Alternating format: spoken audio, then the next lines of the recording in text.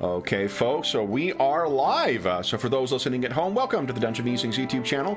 My name is Kevin Madison, and I will be your friendly, what do I be here? Master of the Rings? No, Game Master, I guess, for now. Emperor seems a little, big-headed. So, today, so we had originally scheduled to be playing a session of our ongoing cult campaign, but Sean and I got to chatting before about what we want to do for the next couple of weeks, and what Sean has suggested and requested a session of Legend of the Five Rings, the 5th edition or the Fantasy Flight version, for quite a while, and it's one of I really like this version. I think this is my favorite version of a Five Rings RPG. So we talked it over, and what we decided is that today, rather than playing Cult, we're going to create a character so that 2 weeks from now we can start playing an adventure with said character. And with me today, I keep talking about him like he's not here. Allow me to introduce you to the star of tonight's today's character generation session. That will be Sean. Hey everybody! Yeah, I had a heck of a time years in the past with 4th edition, which they did a good job with. So I've always been very interested in 5th, which is taking a turn with the dice and the whole 9 yards. So yeah, I've been I'm looking forward to getting into it a little bit and checking it out. When you haven't actually played 5th edition yet, right? No. Oh, okay, nice, great. So the I don't know if I've talked about this on the podcast before, but I don't know if I've talked about it on the channel. But like Five Rings was one of my favorite games when we were like early 20s for that, when we were playing the card game. Back, it's actually my buddy Chad. Chad's the one who introduced us to Legend of the Five Rings, the card game and the RPG, because he had picked up the RPG at Gen Con at the time of when just the first RPG book was out, and when the Way of the Dragon, the first source book, was out. And then I started running a game very shortly after that. At the time, only Way of the Dragon and Way of the Unicorn were out, and then we sort of kept playing. We were talking, Sean and I, before we went live, about The Witcher, how it's fun to be playing a game as new books right from the inception of the game. Five Rings was my first game that was like that. AD&D second edition, to be honest, that also I got in on that in '89 with the Player's Handbook and played forward, but this was really the game where I was, an adult, and I had the money to be able to buy the Splat books as they came out, and it was really a cool exercise. Didn't play second edition, did purchase third edition and fourth edition. I ran some fourth edition in addition to first. But and then a couple years ago, we played on a whim. We played the starter set for this with Dave and Steve-O. I remember that. Yeah, I remember that. Yeah, and it was great. Now, Emmy Lou was a very vocal participant in that session because we did play it in person, and Emmy was giving shit to people outside. Some fucking asshole commented on like, you should really learn to control your dog, and it's like, you should really learn to go fuck yourself. But anyway, it was a lot of fun. Really. Interesting mechanic, and from a non-Rokugan or Five Rings perspective, it's also, I think, the most interesting implementation of Fantasy Flight's narrative dice mechanic. I find like they started the narrative dice mechanic with Warhammer Fantasy. And then that was refined with the Star Wars games and what became the Genesis generic RPG. And then there was this one, and this one is really interesting, in particular because it does away with adversary dice. There's only two kinds of dice you'll use in the game. I can't remember, we'll find the names of them as we go through character gen, but black dice, and which are your like less powerful dice, and your white dice, which are your more powerful dice. And it borrows some really interesting ideas from Fate and from some of the story games to make for an even more narrative-focused experience. Honestly, I feel like this is the same iteration of the Fantasy Flight narrative dice mechanics, in the same way that like what started with Mutant Chronicles, Infinity, and Conan ended up becoming Dune and Star Trek Adventures, where like they stripped down to the core and then figured out how they could implement some more light touch narrative mechanics in it. So I'm interested to see how you react to that, because I know you're familiar with those games as well. Yeah. I mean, and the marriage between the dice giving you these choices in play, part of the core mechanic, and Bushido, which is such a interesting, the whole emotionality of. Yep. Of the setting and individual behavior. It's such an interesting. It's really, I don't know that it's unique, but man, it's very different. It really. What I will say for the out. game, like any game set in a quasi or ersatz Japanese setting, is going to have an element of like the Kota Bushido and try to capture that samurai drama stuff. This does a better job of gamifying that than any other game I've seen. There are other games that capture that stuff with like gaining honor or glory or whatever else, or losing honor and whatnot. This makes the choice to lose face or to the choice to adhere to the Kota Bushido. There's fun game mechanics for why you would do that, and that I feel like having the carrot to try and incentivize that kind of behavior and role-playing up those constraining aspects, constraining from a Western perspective, obviously. And it's just like, Pendragon has something similar where you've got chivalric codes you're supposed to adhere to. But those feel like there are penalties you get if you go outside of it, whereas this tries to incentivize complying with it.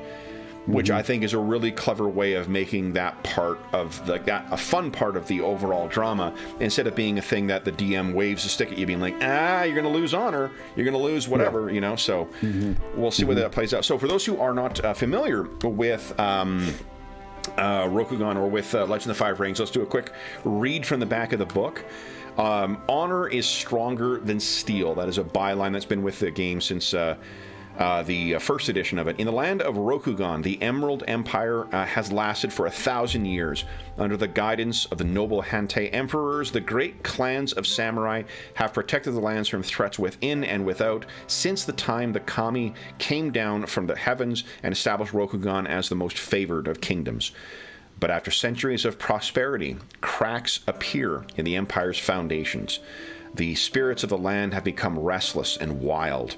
Armies of evil horrors march from the Shadowlands. Members of the great clans have begun to wonder if the time of the Hantei is over and whether the heavens would favor new rulers. As a samurai of the Emerald Empire, your duty lies in service to your lord, your clan, and your emperor. Will you stay true to your duty no matter what sacrifices it demands of you? Or will you hold true to your own code of honor, even to the point of death? And that is a pretty good encapsulation of what Legend of the Five Rings is.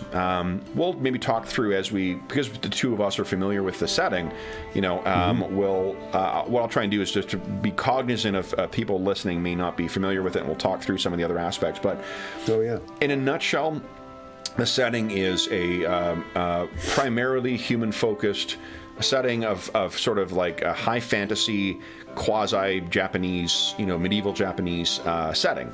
There are samurais, there's, people called shugenjas, who are like priest wizards. The land is populated with other supernatural creatures and whatnot, but depending on what era you're playing in, we're going to be playing in an era that is before an event called the Scorpion Clan coup. So the primary storyline that the first played out in the Legend of the Five Rings card game was something called the Time of the Void, and that was the cycle through from the Clan War, I guess is what they call it, but Time of the Void was the culmination of it. It was a time when basically after an event called the Scorpion Clan coup happened, where the Emperor was assassinated and one of the great clans was cast down. The Scorpion Clan was cast down. It led to a huge amount of cataclysmic events that I will not do justice to, but Matt Colville has maybe I'll link that down below. Matt Colville's got a great summary of why that story is so cool. It's a great carry over. It's a terrific summary of not only like what the backstory was, but also like how that played out in publication. So I wouldn't have known that Matt Colville would have gotten into Legend of the Five Rings. I didn't know that. Yeah, he was. And at the time, he worked for Last Unicorn Games. So he happened to be at Gen Con for that, when the Time of the Void thing. Like, it's great. Like, I've heard stories of, I didn't know anyone who was actually at that, but that last Time of the Void thing. But, like, they had a fan magazine called the Imperial Assembly that Chad, my buddy Chad, was signed up for, and they gave a summary of what happened at there too, and like there was the kind of like fandom and attachments that people had to their clans and whatnot, the different factions, because the storyline was unfolding based on results from tournament results, and it was cool. So like there was a group called, or a faction called the Yoritomo's Alliance, which was a minor clan called the Mantis clan that was allied with others. It was not a great deck. Like it was, in terms of competitive play, it did not do great. But there was someone who, you would have people who would have fealty to their faction so much that even in spite of it being a shit deck, they'd still play it. So they had like the introduction for the different factions. So they'd have like Lion Clan, which is a very popular deck, massive roar from the crowd. The Crane Clan, again, similar crowd. Shadowlands, big roar and whatnot. Calls out Yoritomo's Alliance, and one guy gets up and goes to the start and like cries out Yoritomo, and the whole crowd goes nuts. So it's a video definitely worth watching of his. It gives a great summary, and I will, after we finish the session, put the link down below. But that's the game, and one of the things that has been part of the game from the get-go is that the game of 20 questions has always played a part in the character generation. It is not linked in directly to the stats the way that it is in this. Like your 20 questions you play in this as you make your character actually culminate in you having your full character together. So what did I say? 141 is where we're starting? 41. 41. God dang it. Attention span of a house full. Yeah, I mean, this game is, for those who, anyone watching, like, if you like a very deep, rich setting, it doesn't get any really deeper or richer than this. Like, this is your thing. Like, if you haven't checked this out yet, you should. Like, if you like, a setting that's that just gives you so much meat on the bone, and whether it's 4th edition or come to learn 5th edition, a set mechanics that really do a nice job. And I don't know only what Kevin says about 5th, but 5th and 4th that really back up that setting and give you ways to support that really in-depth setting that there's you really got to bring your A game for these games, to play your character and to get into it, and even like what to call NPCs, the things that they kind of matter. And if you screw that up, I mean, and it's there's a lot, it's definitely not a beer and pretzels game. So it's fun if you get to the level where you miss, you call someone the wrong title, and that has these implications. It can be really fun. You just have to be up for that, but it's a really good game for that. And at the time of recording, I don't know what the status of Fantasy Flight's RPG division is. They've turned it over to another company that is sort of sub-promoting, and like they are just, it's almost as if they don't want you to buy the product. It's I think the only sort of regular stuff that they have to say or have to ways of giving information about their games is through a Facebook group. And but what I will say is that if you are able to track down the starter set for this, like a lot of other Fantasy Flight starter sets, is one of the very best in terms of sit down, open up the book, and just start playing. It does a great job of providing an introduction to the world, to the mechanics, and then also provides a really engaging story. It's a really, really good way of getting into the game. Yeah, it goes by Edge Studios. So they turned it over. I just had to look it up. Edge Studios. Yeah, and they're just like, they're very... And there's a lot of books. I mean, they're pumping out the books. I will say that. There's a fair amount of support for it. There was up until the time Edge took over. Oh, okay. I don't think we've seen anything new since Edge took over. Is the difficulty? I see. Yeah. So, which is fair. I mean, like, I don't want to. Whatever. I mean, it can't be easy to be running a game studio, but it's very challenging to figure out like what the next book that's going to come out for this is, and certain other things that they're supposed to be responsible for, like Genesis. They just show as being out of print right now, and So anyway, I don't want to cast aspersions on them. Whatever. Whatever the challenges they're having, the game itself is separate. So if you do want to get if you're not familiar with the Sadang and you just want to get your feet wet, the starter set is I think at least when it's new, it's fairly reasonably priced and does a great job of providing an introduction to the game. So let's talk about your character, though. So we're on page 41. For those who want to follow along at home, we're on page 41 of the core book. Part 1 of your character generation is your core identity, your clan, and your family. Now, because one of the reasons we want to start I want to start the adventure before the clan coup and before is because then we can have all the classes, all the things, and also I'm a long-term Scorpion player, so I love the Scorpion clan. I see. Yeah. Yes, it says a lot, doesn't it? Yeah, it says a lot. Yeah. So, and that's a really, really cool period to play through. So the first question we've got here is, what clan does your character belong to? And in the core book, you can make Ronin, but primarily what we're going to focus on is one of the great clans. Yeah, one of the great clans. So the great clans are the crab, the crane, the dragon, the lion, the phoenix, the scorpion, and the unicorn. Mm-hmm. So what are you thinking?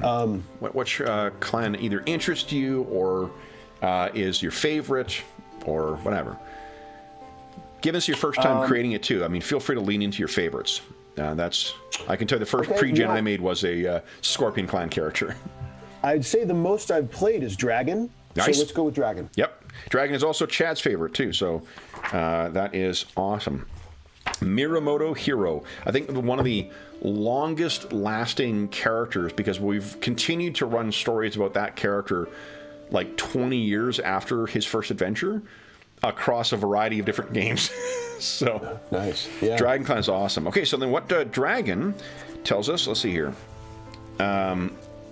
It says, what did your character know? Was something I like about this edition too. All Dragon Clan characters have a greater awareness of the following topics. You have a greater awareness of the politics within Dragonlands. You can name major family heads and other leaders, and you know their respective positions and allegiances. You know more about monastic life and traditions than most other clans, having likely interacted with the Togashi Order throughout your life. The Togashi are an order of tattooed monks. Due to the rugged nature of your homeland, you know how to properly prepare mountain flora, prepare mountain flora and wildlife for human consumption, and you have a working understanding of many physical phenomena of the natural world, which others dismiss as uninteresting or beneath their station. And let me see here. Let's bring you. Oh, I got you on the wrong page here. Sorry. Here's where we have been, Sean. But let's go over to the map of Rokugan. Well, it's bringing it back. Yeah, they're interesting geography. The dragon, interesting dragon. Really all the clans, but dragons in particular. Yep. Interesting geography. All kind to the north. Yep. Yeah, forms a lot of their stuff. Yeah. So here's where we are. You're going to be up here in the Dragonlands. So what it tells us. Oh, and then there's a little sidebar as well about dragon culture. The Dragon Clan is diverse in its pursuits, even among its members, and the same schools and traditions. However, it is unified in one philosophy, a philosophy of commitment to the betterment of oneself, and therefore the betterment of the whole empire. Despite the individuality displayed by the Dragon Clan samurai, they have been united in their task to watch over the empire and record its history, which occasionally means coming down from their seclusion in the northern mountains to experience the empire face to face. The Dragon Clan, for those who aren't familiar with it, are the inscrutable ones. I don't want to spoil a 30-year-old card game, but I mean, like, what you find out at one point is that the daimyo, the leader of the dragon, they have been changing names, throughout the years since the kami disappeared. But what you find out is that the daimyo of the dragon is actually the kami Togashi, and that this god has been leading them for all these years under a variety of guises, and it's actually his blood that is used to tattoo the tattooed men, the monks that serve him in the Togashi order. They will seemingly appear, they will, stay in the mountains of the north for decades, and then suddenly in the middle of a conflict, a dragon army will show up and ally themselves with one of the sides because reasons, because they've got some whatever else. So the dragons are mystics. They are inscrutable as far as the rest of the empire is concerned, and tend to keep themselves. They also are one of the few ones that actually adopt the daisho technique, the using both swords when they fight. Most other samurai make use of just the katana, and the wakizashi is the two swords that make up the daisho. They use that as a mark of station, but the Miramoto technique is different, because it uses both. So anyway, that's a long way of giving background for the dragon. So dragon gives you, let's see, your ring increase. You get +1 to your fire ring. And I think your rings start at 1. Looks like it. That's what I have so far. Yep, begin with rank 1 in each ring and 0 in each skill. You cannot raise a ring or skill above rank 3 during character creation. If a choice would result in a ring rising above 3 during character creation, then you must choose a different ring to increase instead. Okay. Okay. +1 fire then? +1 to your fire ring, yeah. Okay. And you also get +1 to your meditation skill. And your status is listed as a 30. Status. Okay. Okay. 30. Cool. It's good that it has looks like a pretty nice character sheet. This is a game that would benefit from it. I could already most definitely. And the character sheet, like, you do have to load some images to make for the dice to work in a table, but it's very easy to do. And nice. It's a really nice looking sheet. It's also easy to modify, so you can add in your specific techniques and whatnot. So then, your clan. I just opened it up to show the folks at home. What does Bushido mean to your clan? Sincerity. Aligning one's words and deeds with one's intentions is the greatest virtue to the Dragon Clan. In this way, its samurais may remain true to themselves, even if they should fail. While members of the Dragon Clan take their obligations seriously, they define duty and loyalty somewhat differently than most other samurai. To a dragon, unquestionable loyalty is not loyalty at all, and Dragon Clan lords have been known to tolerate and even value criticism that others would see as grave insubordination. And what that affects is how you gain glory and honor in respect to those values. The values that are there, I think it's 7 values of Bushido. It's 7 things that the code of Bushido, in Rokugan at least, is supposed to value. One thing I like about that this game has done as well is it's very easy to see the code, like what's listed as the code of Bushido, and assume that it, extreme adherence to all of them is what's expected of your character, when like all samurai drama is about either the nebulous interpretation of those values or the tension between those values, things you choose to prioritize over other. So it's not as hamstringing as what you might think it is. All right, so the next question is, what family does your character belong to? And the families within the Dragon Clan are the Agasha family, which are the alchemists and mystics. There is the Kitsuki family, which are the thing that they are most known for is their investigative skill. The Kitsuki indulge in the wildly exotic approach of interpreting evidence as opposed to oral testimony. In Rokugan, if you are a person of station and you say something is the case, that is the case. So oral evidence, particularly those of a higher station, will always trump whatever oral evidence someone else gives with respect to this. The Kitsuki indulge in this bizarre and exotic way of interpreting evidence. Radical. Yeah, and the reason that the Kitsuki are there's a signature character that kicked off. There's a book that came out called, I think it was the Book of Shadow. Or the Journal of Kitsuki. Can't remember what his name is. I know what you're referring to. Yeah, and what it was, it introduced the big bad that became the second big bad. In the original arc, there was it was a doomed god, a fallen kami called Fu Leng, who was the like the big bad for it, and Yoko Junzo was his like greatest sorcerer, or what do they call him, Maho Tsukai. He was a evil spellcaster.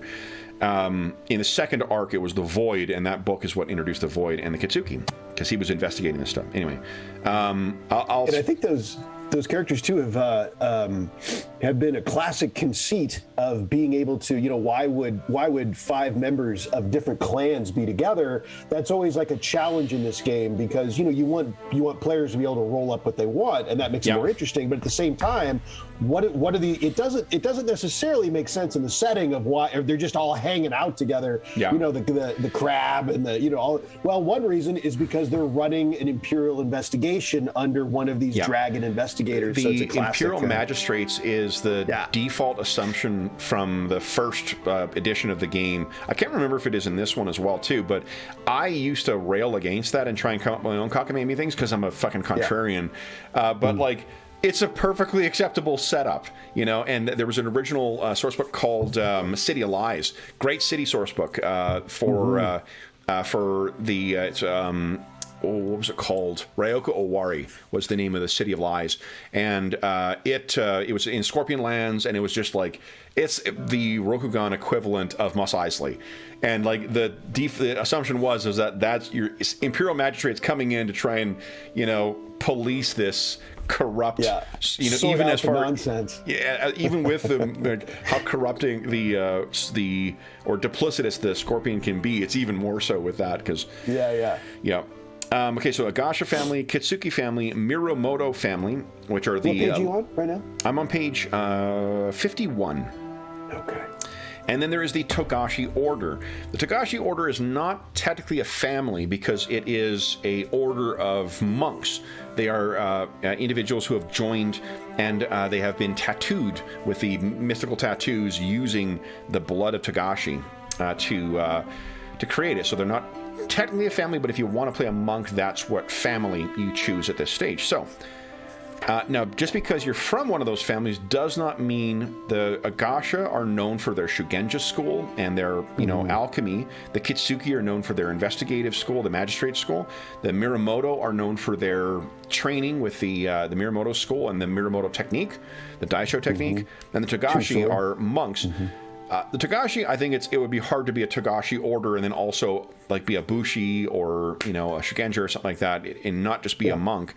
But the other ones, it doesn't mean that you necessarily are going to be playing a samurai or a magistrate or a Shugenja if you're coming from those other ones. So, what do you think for your character? Agasha family, the Kitsuki family, or the Mirumoto family? 3 good choices. I won't do the monk for this time, and I'm always drawn to a little Shugenja action, but the investigator. And again, you can come from one of those other families and still choose to be, if magistrate is really what you want to play, you don't have to be from the Kitsuki family. Yeah, maybe I will do that. I will be a little off the path, and I will be maybe an Agasha. I'll come from the Agasha family, and let's go from there. Let's go for the Agasha family and see what... So then for Agasha, you can increase either your fire or your void ring. So you choose one of those 2 things. And then you also get +1 to medicine and +1 to smithing. Your starting wealth will be 4 koku, and your starting glory will be 40.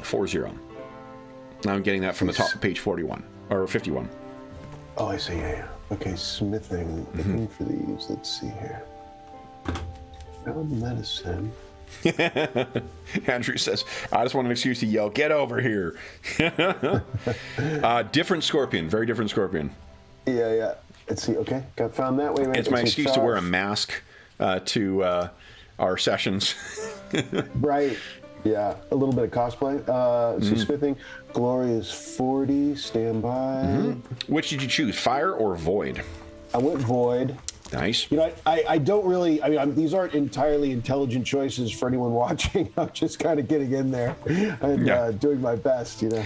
So one of the things that this game where it differs from the other ones, you'll notice there's not sub attributes. The way the game, it's actually fairly similar to the Dune RPG from what do you call it, from Modiphius, where your ring is your approach.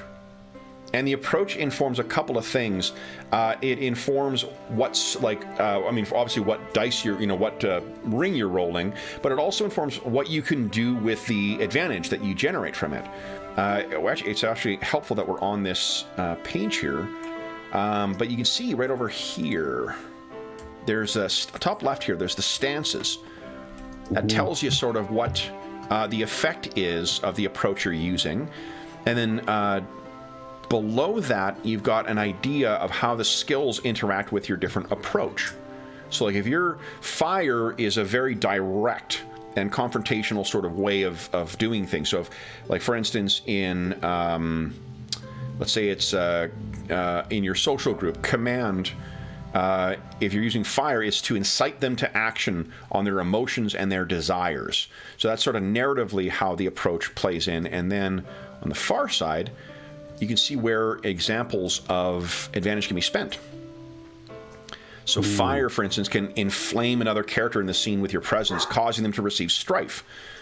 You can perform your task in a flashy way, drawing attention to yourself, or notice something out of place in the vicinity not directly related to the task.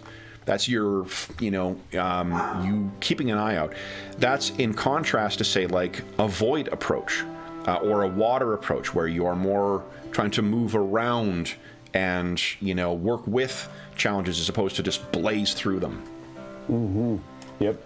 So, do you see Koku anywhere? Koku might be, that's your currency, so it might be on the second page or something like that. Yeah, so I was... Let's see here. Character sheet. Campaign sheet, maybe? Armies... Character, no. Narrative mode. I can just make a note of it. If not, we'll find it eventually. Yeah. Oh, there's a 20. Look at that. 20. I saw that. I know. That's nice. I started to feel that. That's very nice. Cool. A 20 question seeing advancement. No, that's great. That's there though. Conflict mode. Probably not there. So let's see. They're hiding it somewhere. Yeah, maybe. I mean, to be honest, like.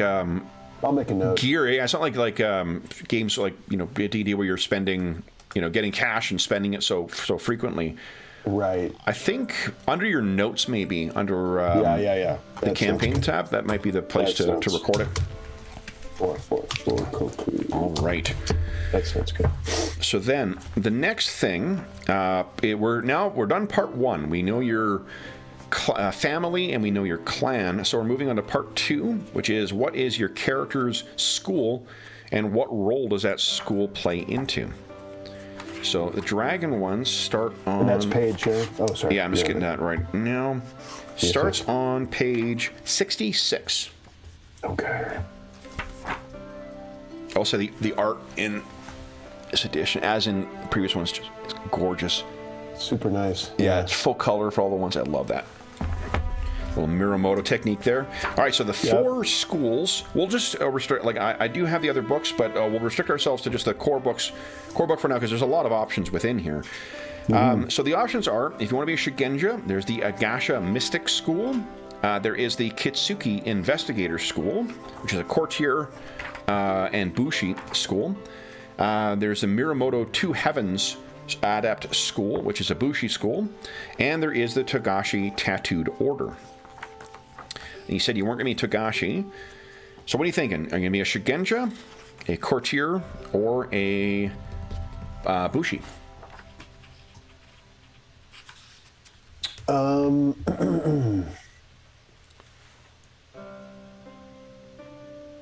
think we're going Shigenja. Shigenja. Okay, that's nice. So you are the Agasha Mystic School.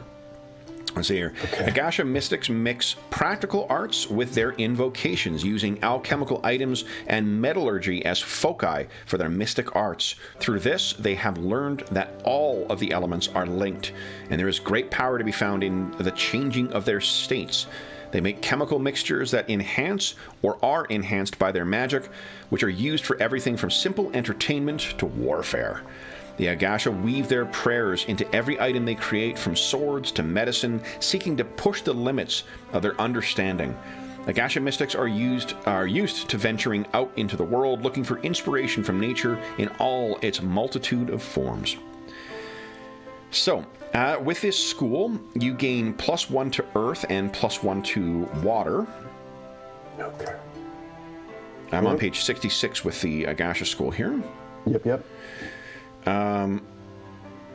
Starting skills. Oh, this is cool. So at the bottom left, it says, the Agasha Mystic School categorizes their invocations it teaches by alchemical names, reflecting the tradition's emphasis on the experimental and theoretical side of nature. Cool. So then you also get to select 3 from those starting skills. Your options are +1 fitness, +1 martial arts unarmed, +1 medicine, +1 meditation, +1 smithing, or +1 theology. Which of those 3 seems most appropriate for you? Let's go. And I'm going to try and find the references for these techniques for you so we can go directly there afterwards. Do you remember, like, meditation is for kind of recovery? Meditation is certainly for recovering void. Yeah. And I believe it might be useful for reducing strife as well. I'll double check here, though. Let's see. Okay, skills, here we go. I think you're right. It's such a beautiful book, too. It is. Yeah, well, I don't have a book, but the PDF is really nice. Okay, so... what's medicine? Let's see, not martial.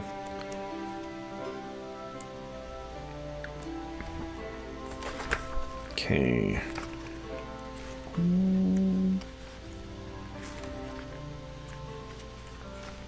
Scholar skills. Come on, Madison, where is it?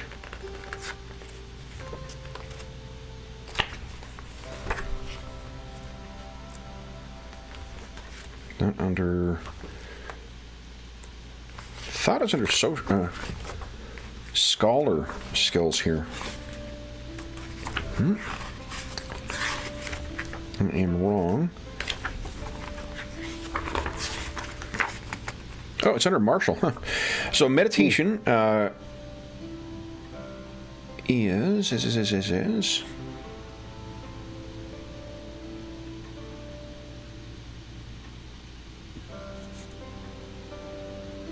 how to find a peace in yourself. So there isn't set out what mechanically it does. I seem to remember that it's something that can be used to reduce strife, but I don't remember offhand. So he's going to take that, and he's going to take a fitness. Okay. I can find it. Oh, there it is. Okay, and then martial arts. Nice. Okay. So perhaps a little bit of training with your Togashi brethren. I know. I was thinking, he may be, it may work in to have a connection there, a friend or something in the. Okay. So, buddy. Then you start with invocations. Let's see here.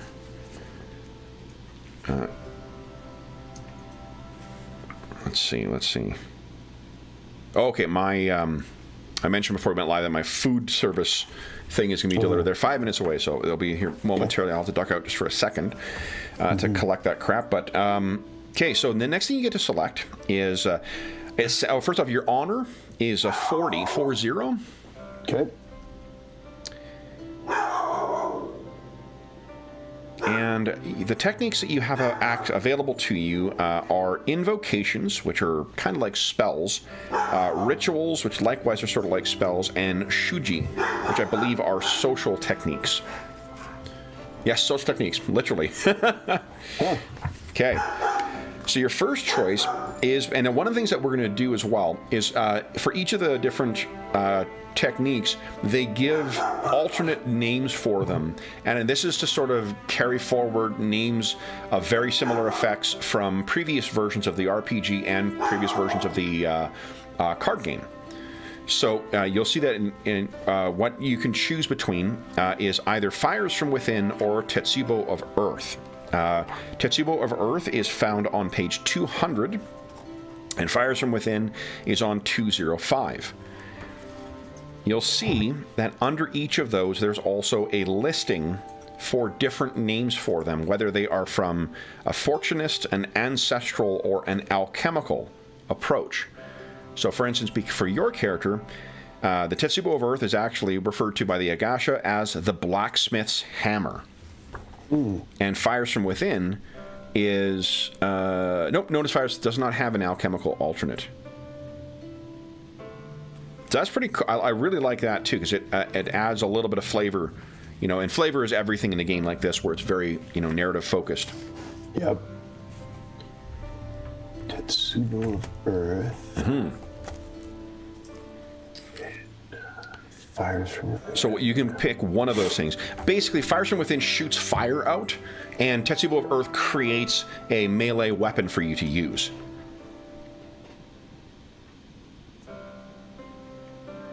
And then you deal damage with an attack from the Tetsubo or the blacksmith's hammer. I think we're going to go Fires from Within. Fires from Within, okay. Let's see, and that would be... actually, I could go to the 20 questions to... Yeah. Maybe. And yes. Then you can put down Fires from Within on page 205 if you want to have a page reference for it. Yes. And then you get two... I think these are air techniques. Let's see here. And these are... No, it's a water technique. Nice. So page... the next two ones you get are Path to Inner Peace, one that comes from the original card game. That is on page 209. That is a healing one. And the alchemical version of that is Jerogen's Kiss. On page 209. It says Jerogen's Bomb on... No, Jerogen's Bomb is a separate... a separate invocation. So Path to Inner Peace is also known as Jerogen's Kiss, and Jerogen's... Gotcha.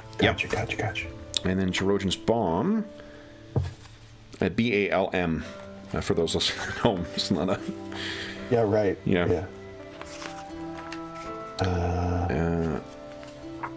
See if that is... Jerogen's Bomb is actually an Earth one. That is on page 199. Okay. And Jerogen's Bomb, you augment the fortitude. It's used to resist poison and disease. And in addition, the target cannot become intoxicated from alcohol. So Jerogen's Bomb allows you to resist intoxicants and poison and disease. Path to Inner Peace, or Jerogen's Kiss, it gives you healing. And then your rituals start on... This is the part of the game that is the most fiddly, because the techniques give you... This is where all your characters' like special abilities and such come from.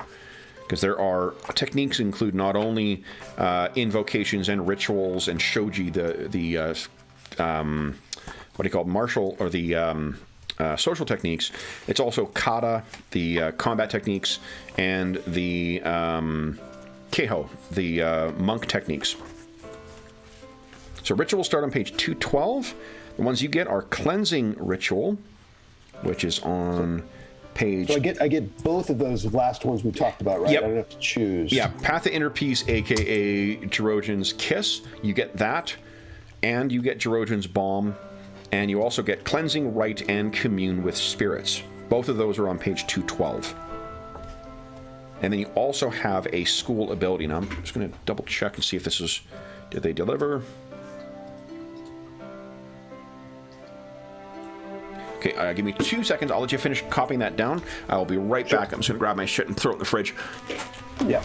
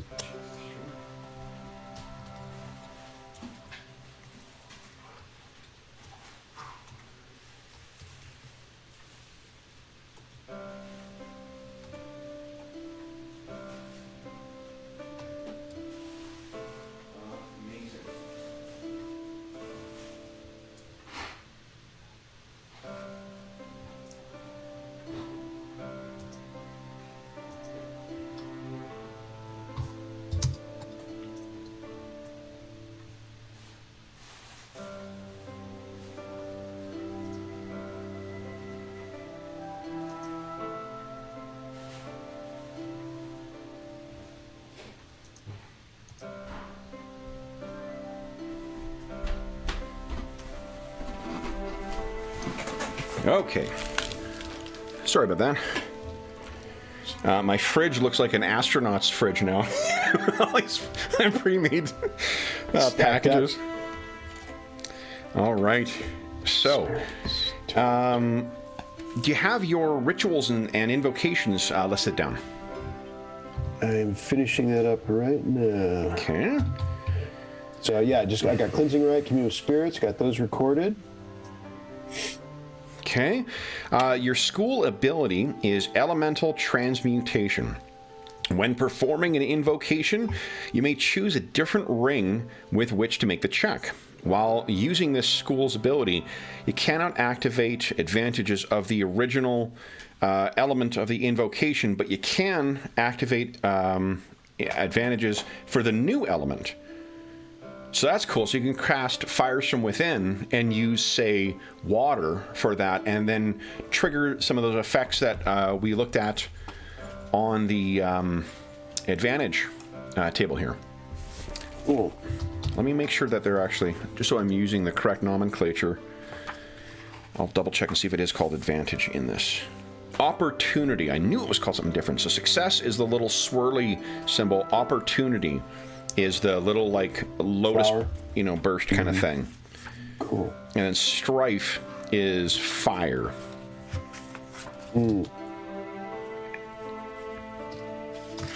Yeah. And they have exploding successes in this as well. If there is more than one of those little swirly things in the symbol, that means it is a exploding success. You get to roll that dice again and add the result. Okay, cool. It's a cool task resolution. Like you make your roll, then you pick, just like, roll and keep, like in the original versions. You roll it, you pick the ones to keep, and you can choose. Like, there's an interesting decision about, like, do I keep strife for this? Some characters, it's actually beneficial to be, like, raising your strife. Like Lion Bushi, for instance, they like being pissed off. They get more effective when they're pissed off. So, right, it's a good choice. But that's pretty cool, though. That's an interesting class ability. Yeah. And then it has your starting outfit listed here.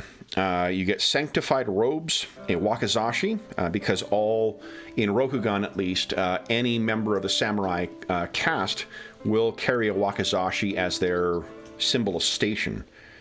Because that is the weapon that your daimyo will use if they ask for your life. You are to use that and commit seppuku, or seppuku. You also get a bow staff, a knife, a traveling pack, a scroll satchel, a set of glass vials, and a journal. Okay.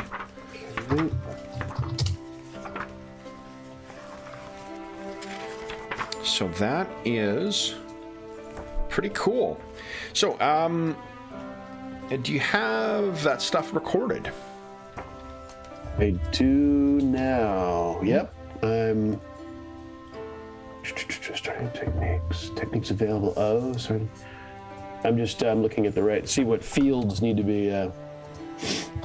Yeah, I think I should be good. Okay, great. So then we're on to question 4.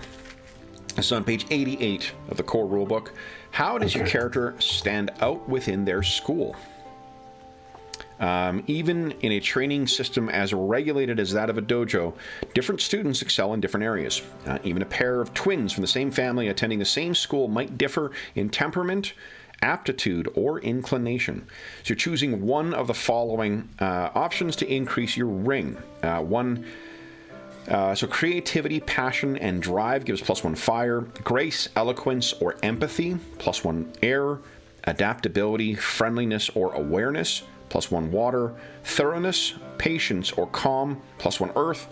Or self-awareness, insight, or mysticism, +1 void.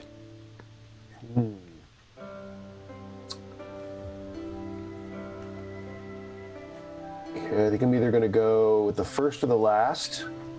So fire or void? Which kind of follows, I think, with the ring choices I've had predominantly. And let's see. In fact, let me just check that. Where am I at Sure. with that? They're the same. My ring totals at this point. Okay.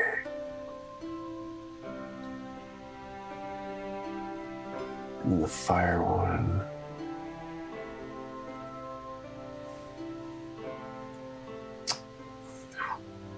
Close one. I think I'm going to go with...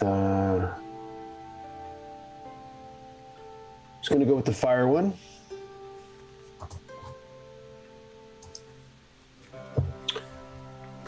Okay. Okay. So +1 fire. +1 fire. All right. The next question then.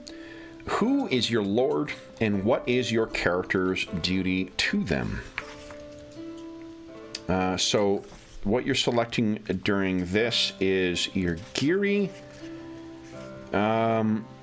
which is your duty. Your samurai's lord is a figure of utmost importance in their life, the individual to whom they have sworn their fealty directly. While your samurai's lord might in turn have a lord of their own, your character's oath is to their lord directly rather than the hierarchy within which they exist. So, Shugenja characters, let's see here. Once you've established who your lord is, add in a few details about your character's relationship with their lord, and then determine the most important aspects of that relationship. How does your character serve their lord on a day-to-day basis? In theory, samurai care only about serving their lord. In practice, however, you are human.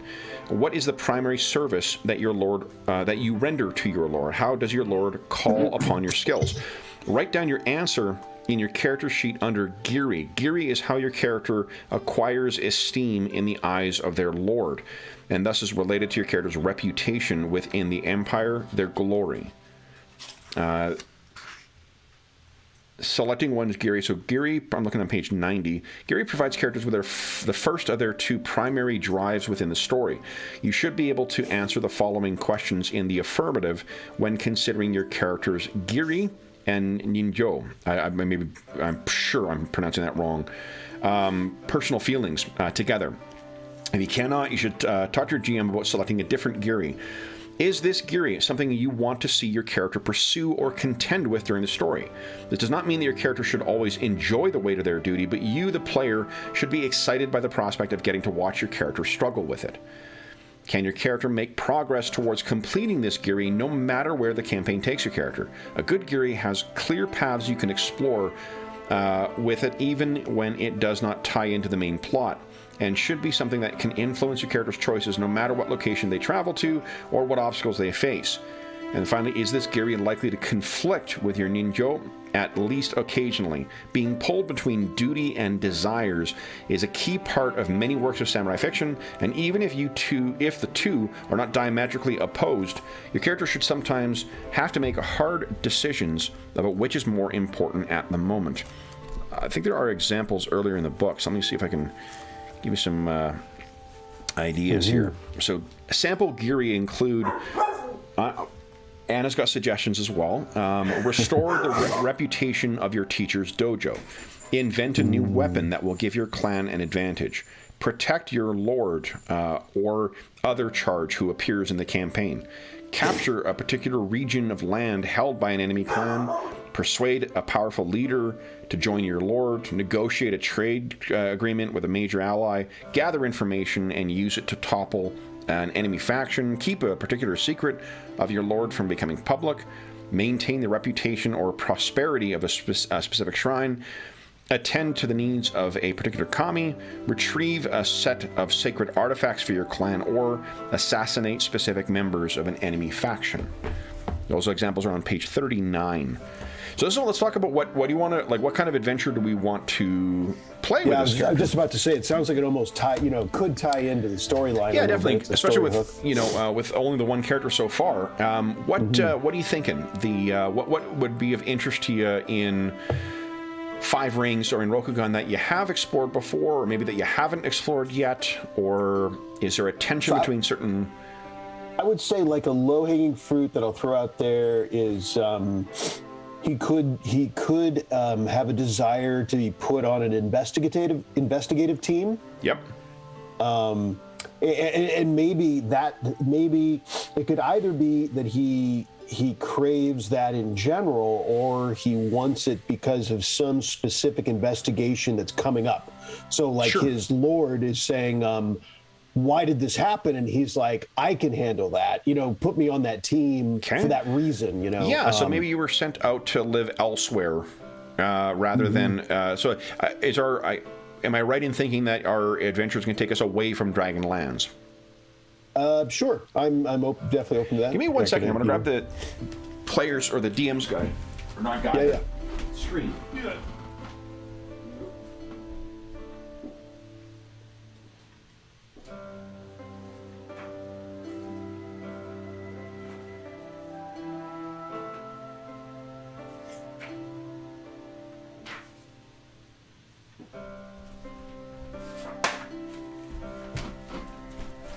So the GM's kit has a great sort of adventure in it that is set.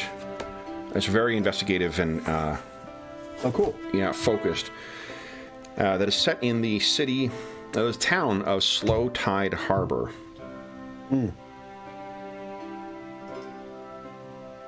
And I think that might be a cool place to find yourself at the start of this. Yeah. Right, so and I believe it's under the control of the Tortoise clan. So Slow Tide Harbor is actually right near Otosanuchi as well, right over here. Slow Tide Harbor. Oh, okay. Okay, so you would be fairly far away from the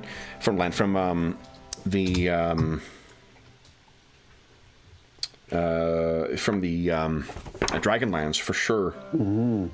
Crane and lions. So how about if you're okay with it, so I'll fight against 30 years of inclinations, and you're an Emerald Magistrate. Nice. We'll go. Only took 5 editions for me to embrace the recommended campaign structure. I mean, it's it's the natural. I mean, if one's looking for you're going dragon, and you're like, what's the low hanging fruit? It's right there. How do we get you out of the thing? So that's what you've been assigned to. But what do you think your duty is?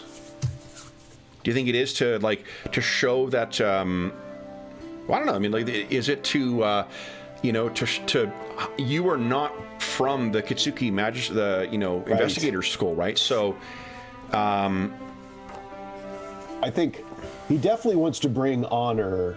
I think he's young. I think he's a little fiery, pun intended. Yep. And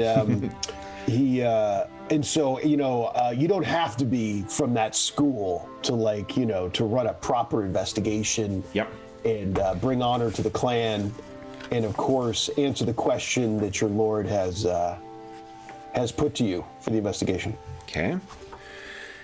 So one of the things that is of interest, the Rokugan and the Emerald Empire in general, because of a disastrous early encounter with foreigners, have basically prevented Gaijin and other foreigners from ever coming to Rokugan.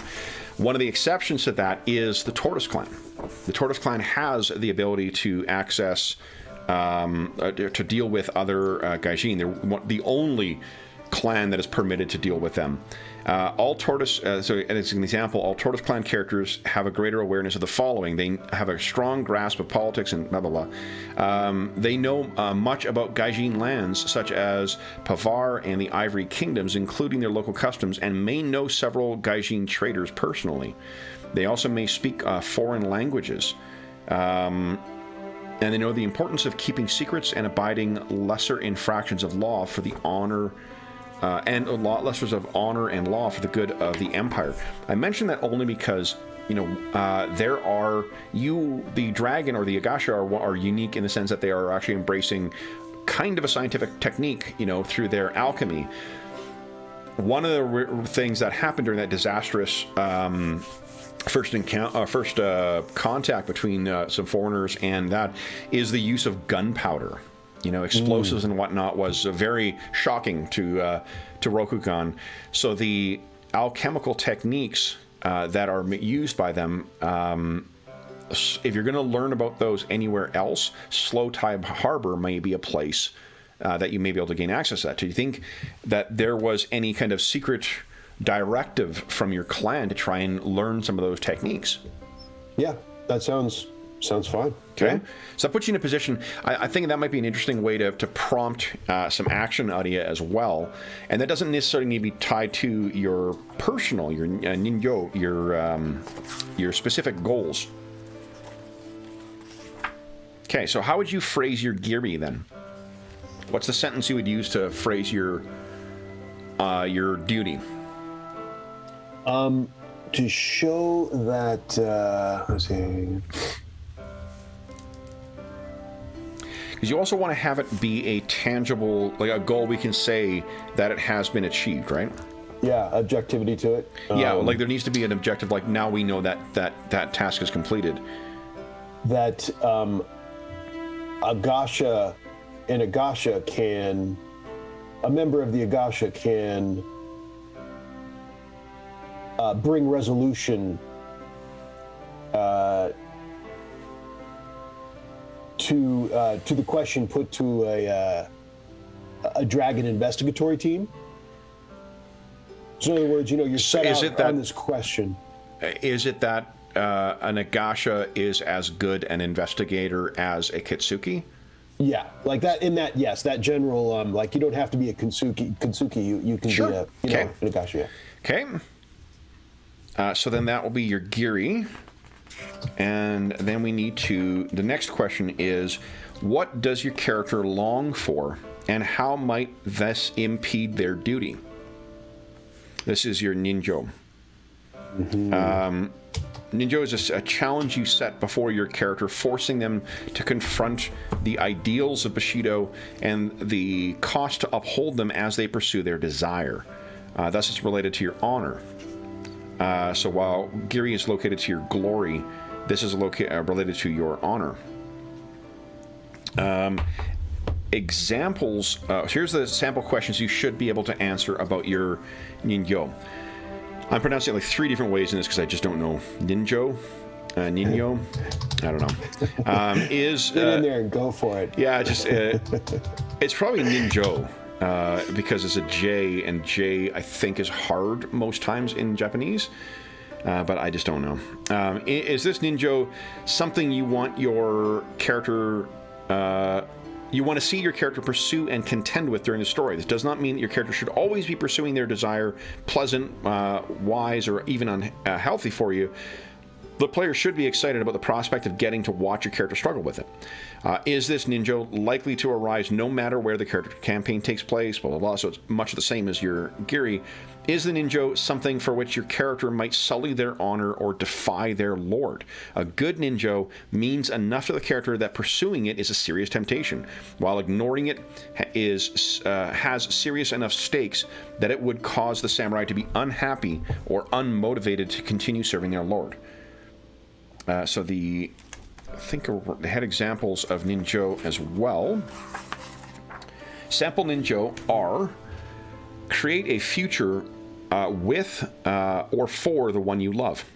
Become the greatest duelist in the empire. Create a secure future for a small group. Create a work of art that wins eternal praise. Take revenge on a powerful foe for the death of a loved one. Protect a group from a particular enemy. Found a new school.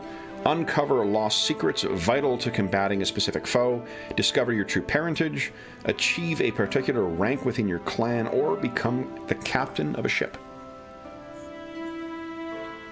I was thinking towards personal achievement versus that this would put him on the map too, personally.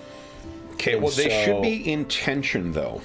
Yeah. Right? Like, it's not something that's just like, hey, just so happens my needs and wants. That's boring. We want something that's going to be, I mean, if you want to reskin your what you said as your giri as your ninjo, because it seems unlikely that the unless your daimyo, your master, is specifically competing with the Kitsuki. He may have a rivalry with someone in the Kitsuki clan, which is cool. That may just be a personal thing. That may be your way of like, no, I'm going to show them, that an Agasha could be as good at this as what a a Kitsuki is, and then we just have to figure out what your duty is. Yeah. What about like what if the investigation? I'm not sure about this, but just throwing it out there. What if the investigation was run by a Kitsune? Kitsuki. But I was Kitsune is different. But I was trying to. I thought I should be in charge of it. Then that is definitely more of a personal thing. Right. You could have been like seconded to this. I mean, that again, like that's not a wrong answer. It just means that that's a great ninja that you're going to try and we can have an NPC in this, or someone else could play the Kitsuki, where you're trying to outshine them as the Kitsuki, and I can definitely see where that would conflict with, like the here's what I think might be the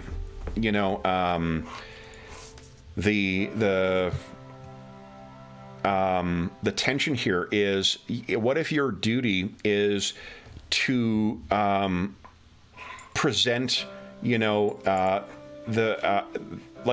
to publicly show the value of the exotic dragon techniques in general, but your ninja is no, I want to show that Agasha are better than Kitsuki. So the tension is like, you're not supposed to be, by showing up how good the Agasha are, in a way you're also showing the shortcomings of the Kitsuki. So rather than showing the united front that you and this other character are supposed to be showing, you constantly want to one-up him.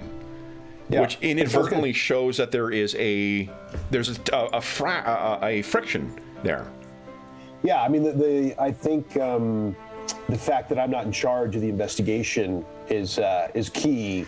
Is a key part of where I think I should be. So why don't we switch your Giri to your ninja, and your Giri is to show, because I mean the alchemical techniques of the Agasha are likewise a thing. So it doesn't like that particular duty does not need to always trump everything else. It just means that there will be times, or it won't always conflict with your ninja, but it will show that there are going to be times where you're just like, Kitsuki, whoever the fuck this person is, you missed, XYZ in this, and it's like, oh, like you're not doing what you're supposed to be doing. So, I'll be, I may be using a spell where he's trying to do evidence, and I'm like, well, we could just do it like this, and I call up a... Exactly, which you think is like, oh, it's such an innovative Agasha way, and it's really like, well, it's kind of how all Shugenjas do this, so all you're doing is showing up the acceptance of tradition as opposed to showing the innovation of these techniques. That's going to be great for tension. So what do you think of phrasing the Giri as serve as a what do you call it? Serve as an icon for the innovations of the dragon. Yeah. So discover more about the whatever the probably better term for gunpowder is in the game, but discover more about the gun. That I think is separate, because that's not what you're. Okay. That's different from what the Giri. If what your duty is to show the strength of the dragon in general, that's where the Giri conflicts with your ninja, because your ninja is not trying to show you're not as personally invested in showing the strength of the dragon. What you're personally invested in showing is that you're just as good as this Kitsuki guy. Sounds good. Does that make sense? Yeah, so we don't need the specific details of the task to be in this. No, all you need to do is that, like what you're supposed to be doing is, as a member of the Emerald Magistrates, you just need to show that you are like both your alchemical techniques and the Kitsuki investigative techniques, the evidence-based techniques, that these are, this is really something that the Empire itself is worth, would be valuable to embrace, or to at least consider. But that conflicts with your personal goal of like, no, I just want to show I'm better than this motherfucker. Yeah. Yep. Does that work for you? It sounds good. Okay. So then, next up is number 7. What is your character's relationship with the clan? So you opinion of the clan. You choose. So what your relationship? Well, not opinion. Your relationship with them. You choose one of the following. If your character believes firmly in the precepts of their clan and values it, and the values it holds dear, you gain +5 glory. If your character has a fundamental disagreement with the clan's beliefs, policies, or practices, and has defied these in the past, you gain 1 rank in a skill in which you have 0 ranks. Consider why the skill represents a divergence from the clan's trainings or values.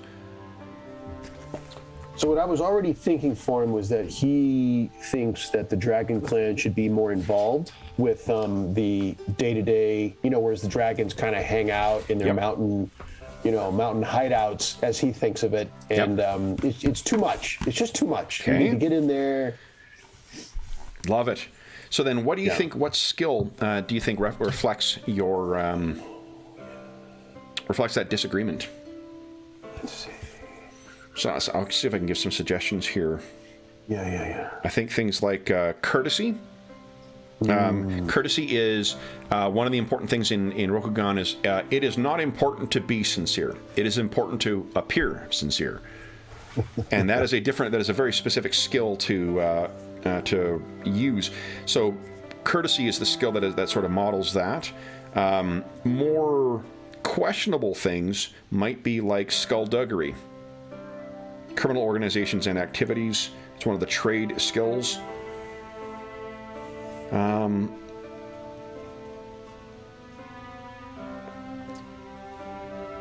Sentiment is a way of it's psychology, emotions, and motivations. It's appealing to other characters. Other characters that's under scholar skill group. Any of those sound? Courtesy's a good call. Would you courtesy? Courtesy, okay. Yeah. Okay. The next question is, what does your character think of Bushido?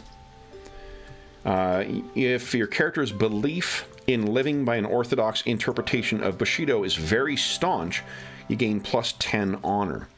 If your character diverges from some or all common beliefs about how samurai should behave honorably, gain 1 rank in one of the following skills to reflect past behavior that was unbefitting of a samurai or deeply defied the norm. And those skills are commerce, labor, medicine, seafaring, skullduggery, or survival. I'm on page 91 right now. What's up, crybaby?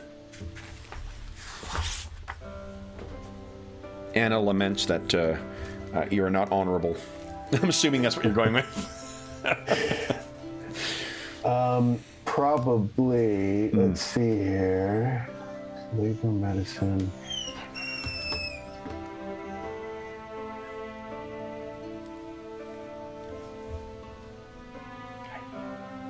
Yeah, that skullduggery does kind of call a little bit. What's that, sorry?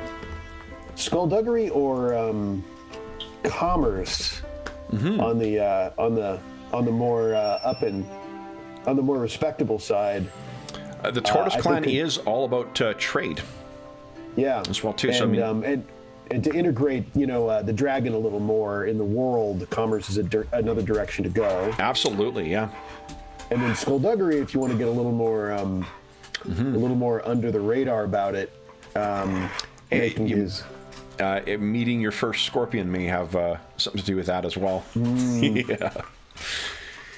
So what do you think?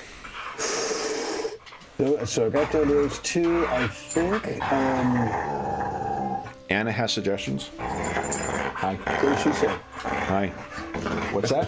What does Anna say? I think she says whatever your choice is, she trusts you to make your own decision. Good call, Anna. Good call. Good girl. Yeah, Osmo says that too right now. He's snoozing on my foot, and he's that's great. He's dreaming of that. Boy, I don't think I can turn down skullduggery. I think I'm gonna go with that. Okay, yeah. That sounds great. Yeah. All right, and then we're on to part 4, strengths and weaknesses. So the first thing. Let me just Okay, I'm on page 92. What is your character's greatest accomplishment so far? What is your character's greatest achievement so far in life, and how did they accomplish it? Your character might have won a tournament or event thanks to innate ability, created a work of art that caught the eye of their daimyo, slain a remarkable beast while on a hunt, or even taken the initiative to cultivate a politically advantageous marriage. Your character likely possesses some ability or strength of character that assisted in this noteworthy achievement, which you should also select at this stage. It can even be interesting to create a contrast between what the character thinks their strengths are and what these really are. Your character might not be aware of their own best quality, or they might mistakenly believe they succeeded for unrelated reasons. So what you're taking right now is you choose one distinction advantage. Those start on page 101.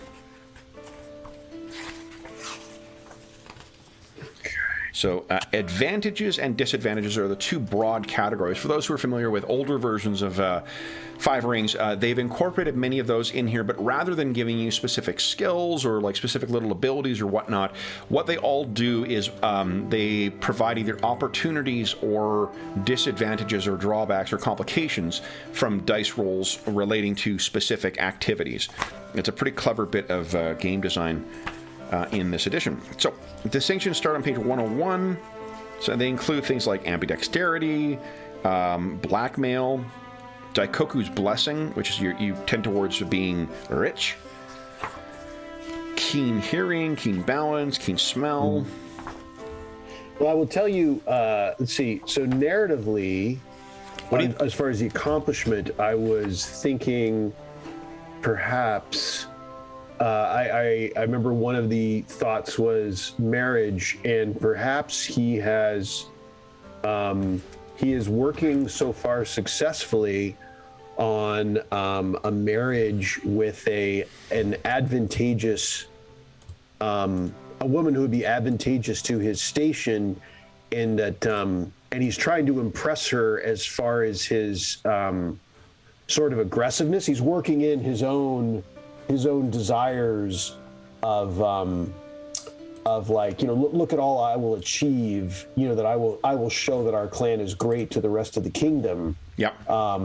And so he's kind of worked that into like, his ambition to impress her, something like that. And so far, I guess, whether it's an achievement. So what's your, hold on, that sounds like a goal you're trying to work towards. What we're looking for is what your accomplishment is.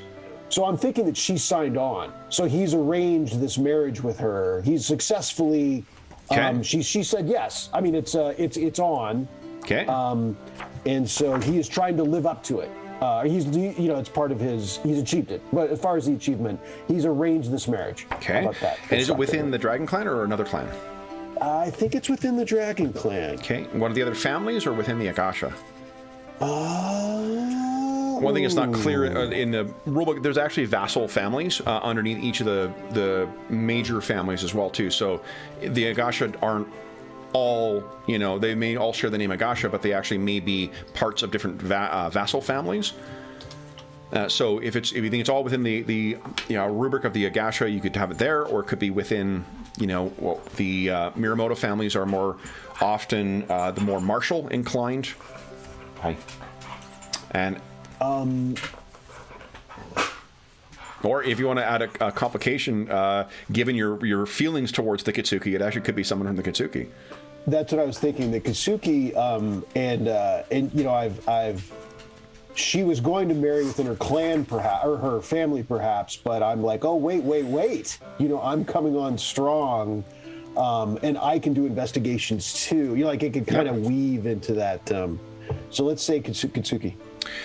What about this? Like maybe this is an insight that you had into the Kitsuki.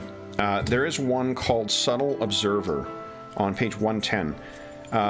The lady, and the little like color blurb is, the lady of the house poured the tea, turning the cups and performing all the rituals in perfect accord with tradition. When she had finished, Katairo bowed low. "My deepest apologies," he said. "If I had realized you were in mourning, I would not have trespassed on your hospitality. I had no idea you were so intimate with your brother's wife." And the effect of this as you can understand the cues that people give off while speaking, and you can read people's lips and facial expressions to understand what they're saying, even if you cannot hear them. When performing a check for which you need to spot or use small details of other people nearby, such as courtesy air to reveal an unpleasant truth pleasantly, or sentiment air to check to detect someone's weaknesses, you may re-roll up to 2 dice. So I wonder if part of the reason you got the attention of the Kitsuki in the first place was your natural inclination to that sort of evidence-based observations. Mm-hmm. Yeah, that sounds good. And if you're trying to set up a marriage with it too, perhaps the resentment towards the Kitsuki may have been from a relative of hers. Maybe there's a foil of yours who is just like, you know, it's the kind of like, the gap between a dabbler or an amateur and a professional is pretty big, and they feel like every opportunity to call you on the things you don't do, even though you may have this natural inclination towards it. Mm-hmm. Yeah. It could be her father. Yeah, brother, father uncle. or older brother. Okay. Either one. So Subtle Observer is on page 110. And that would be the distinction of this. That's your distinction, yes. Okay, and then the next thing, and that's on page, that distinction is on page 110. The next question is, what holds your character back the most in life? Many things are expected of samurai in the Emerald Empire, and nearly all samurai have some ongoing challenge in their life that makes these expectations harder to live up to. These are the adversities that you're picking, and that's on page 116, where they start. These are one of the 2 kinds of disadvantages. Examples they give might be a personality quirk, such as naivete, selfishness, or a bad temper. It could be a physical ailment or disability, or it might be a spiritual vulnerability, such as a family curse. When choosing a challenge, you should select something that you think you'd enjoy role-playing, especially at times when your character does not enjoy facing this difficulty.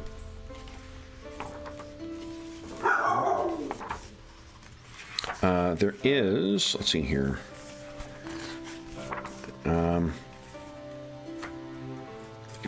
Bluntness is one on page 118. Let's see here.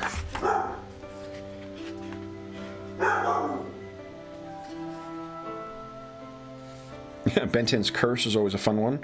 Its romantic intentions are always misunderstood or misread. Oh, yeah. Let's see here.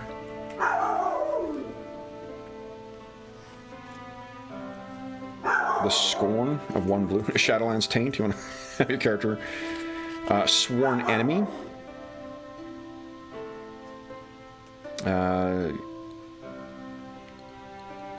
You and the GM should select or create a character to be your sworn enemy. Your sworn enemy exists within the world and periodically meddles in your affairs, directly or indirectly, at your GM's discretion.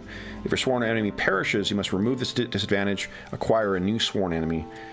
And the function of that is when you make a check to remain rational in the presence of this person you hate, such as a courtesy earth check to interact with this person without being provocative, or a mediation earth check to remain stoic in the face of their insults, you must choose and re-roll 2 dice containing successes or exploding successes. After resolving the check you failed, you then gain 1 void point. It's a cool thing is one of the ways that you get your void points back is actually by triggering complications in your character. That's what all of these disadvantages do. Yeah, and that could be, maybe that was my motivation for for wanting to get out in the world. So this person, this enemy is part of the motivation for showing, that the Dragon Clan and my position, my place in it, and I'm able to achieve, and I want this marriage, and a little bit, into this to show them I can, Sure, and this could be that foil in the Kitsuki, right? That I was thinking that's a possibility. I mean, that's they're just, continually wanting to needle you, in the, I think that's great. What page? What page is that particular? Sworn Enemy is on page 129. Okay.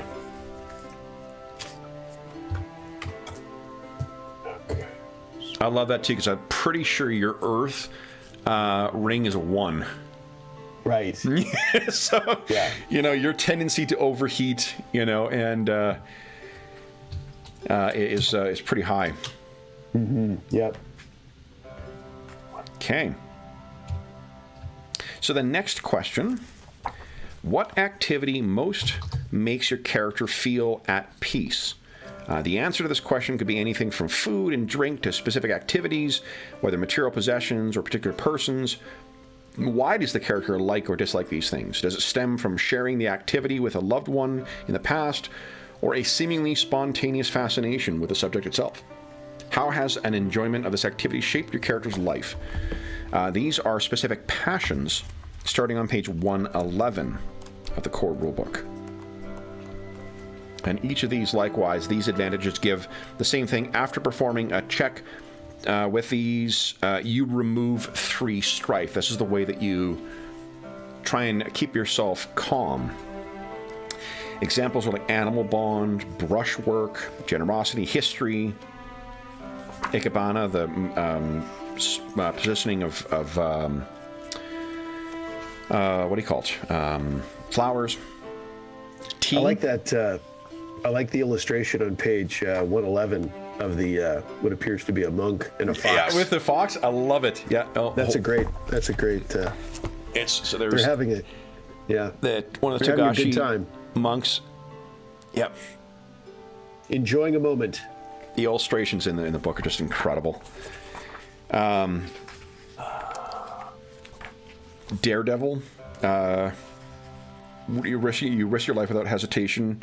I was looking at that one. Yeah. That's a good one. That's a possibility for him. I think that's a short list. Gossip. Sake. Provocation. You can always identify a point of sensitivity you can push upon in another person, though not whether they will take your comments as slightly aggressive banter or a grave insult. After performing a check to get a rise out of someone using, for instance, courtesy fire to call someone on an aggravating nickname, or command fire to get a group of soldiers passionate and angry enough to storm an enemy position, you remove 3 strife. Yeah, I'd say I would say so. Provocation and Daredevil are my 2. I'll say it's one of those. What do you think? I think probably he's not quite rushing in like a Daredevil. I think the provocation is probably the better. Provocation, okay. Yeah. That's on page 114. Yeah. Okay. Okay. That fits. Your character feels most relaxed when he's causing other people to get pissed off or worked up at the least. Right. Okay. Next question 12. What concern, fear, or foible troubles your character the most? Samurai are expected to maintain a controlled facade befitting their station at most times, but no human can avoid having some times that make them anxious, afraid, or angry. Are your character's fears or frustrations derived from past experiences, trauma, or personal failure? Are they related to a person or specific event? Does your character fully understand the source of their emotional turmoil, or do they have trouble expressing or processing these feelings? Your anxieties start on page 130. Again, this is the second kind of disadvantage for those who aren't familiar with the game. Things could include addiction, cynicism, dark secret, impatience, intolerance, fear of death, perfectionism, materialism, meekness. That doesn't strike me for the character we're getting to meet. Right. No. Soft-heartedness. Soft-heartedness, interestingly, a fire aspect. Mm-hmm. Any of those jump out at you? They start on page 131, the examples, and then go to 136.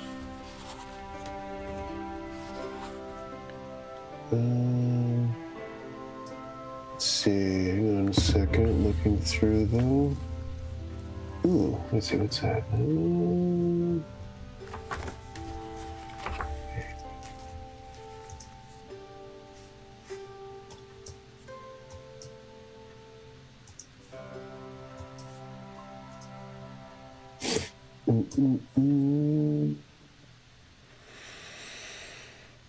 Oh my gosh.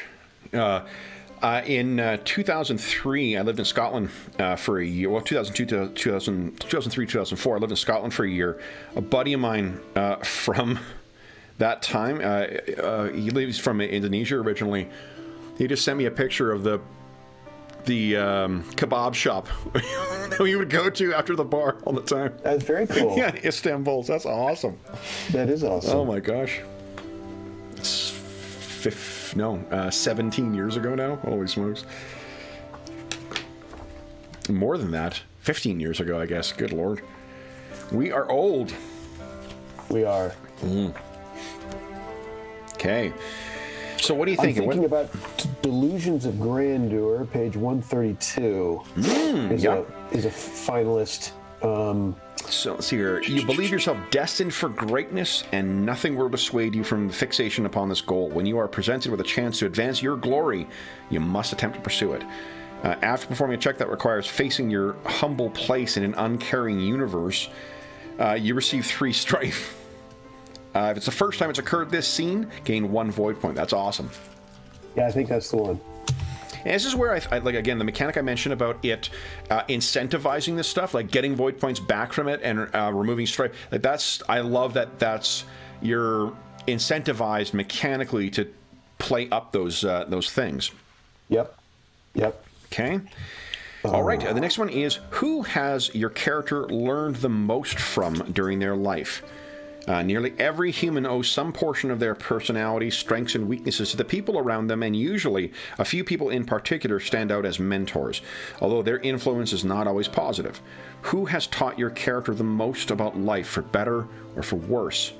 And then what you're doing with this one is, in the relationships section of the character sheet, record the name of the person from whom your character has learned the most, along with the nature of the relationship. Then choose one of the following options and gain the listed feature. You could gain 1 advantage related to your character's mentor and their relationship, or 1 disadvantage relating to the character's mentor and their relationship, and 1 rank in a skill that your character developed as a result of the character's close confidant and their relationship. So do you want to take another... What page is that on? That is on page 93. And the advantage or disadvantage can be, a distinction or a passion as advantage, or a adversity or anxiety as disadvantage. So of those ones that we looked through, you could, for instance, Daredevil, I believe, was a passion. So you could take Daredevil and then be done with it, or you could take a disadvantage, another adversity or anxiety, and then also add +1 to a skill relating to that character. Maybe let's to frame this. What character do you think that we're talking about here? Is there someone that stands out for this character who is a positive influence? We've talked a lot about his challenges with the Kitsuki, but we haven't talked about his whatever support he may have received from the Agasha. I mean, if he's thinks he's a special destined soul kind of thing, he may have ignored. He may think that, in his mind, he is a self-made man, which means that or self-made person, we don't know if he's a man or a woman yet.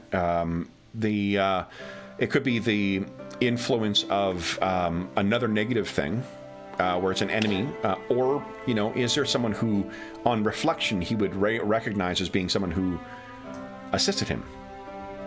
Perhaps he doesn't think his father ever got the recognition he should have, something like that. Okay. That his father had some, great ideas and, could have possibly influenced the kingdom, but the Dragon Clan doesn't get involved that often. Okay. That kind of a... So yeah, no, that's definitely doable. So do you think that then is something that drives him as a positive thing, as a passion? Or is it something that is a resentment for him, where it would be an anxiety? So I can see that going either way. That may actually drive him to try and be like, no, I want to do this, because one of them is, I want to do this for you because you deserve this stuff. The negative version of that is, fuck these guys for not recognizing your genius. Right. Right? So it could be either way. I think I'd go positive. awesome, because I was thinking, because we have a lot of not that the characters are always negative, but the idea that like that recognition and that relationship is one of the few things that brings a positive goal from him, or a positive passion. Yeah. So perhaps, let's see here. I mean, Daredevil might be that one, but that doesn't necessarily. You know what? Travel's on page 115, and what it says, you're not unsettled by foreign customs, and you can comfortably fit in even in strange environments. After performing a check to travel to a new location or interact with a novel thing, the Slow Tide Harbor is full of gaijin and all sorts of unusual things. You remove 3 strife. And what I'm thinking is the way that we connect that to your father is maybe you just thought, like, this place is too fucking small.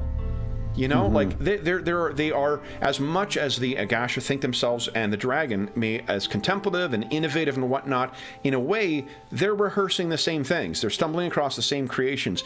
To really appreciate the genius of my father, he needed to be seen in the light of a bigger thing, right? There need to be a bigger pool of fish. Yeah, that sounds good. Travel. Okay. Let's go travel. Cool. So then you got that thing, and that will definitely, one of the things with the advantages is I'm going to try and keep track of those as well. If in the course of play I've forgotten something and you think that, hey, maybe this might be, give me that, let me know. Yeah. Because I will, that is something that it's a lot of different specific character beats to keep track of. All right, so that finishes strengths and weaknesses. We are now into personality and behavior. Next question is, what do people notice first upon encountering your character? So you record the answer in the personality, habits, and quirks section of your character sheet. Additionally, choose one distinctive aesthetic accoutrement that your character carries or wears most of the time. The examples are a scarf, a hair ornament, engraved scabbard, eye patch. This bit of personal flair might accent their striking features or stand as a contrast to them. So what's the thing that really makes your character stand out, you think?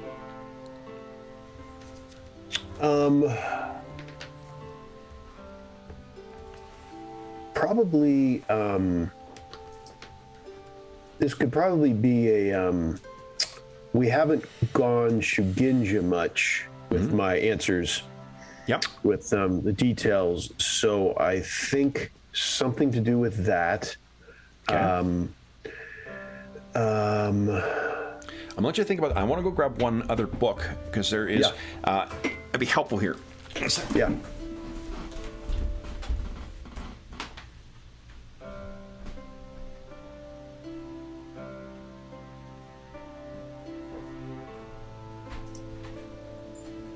Hello, Anna. Hi, sweetie.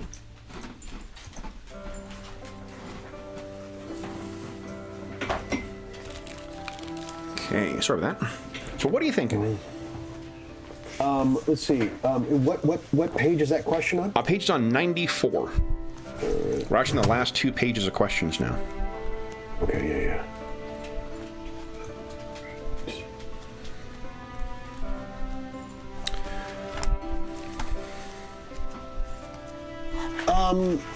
Let's see. What is a Shugenja?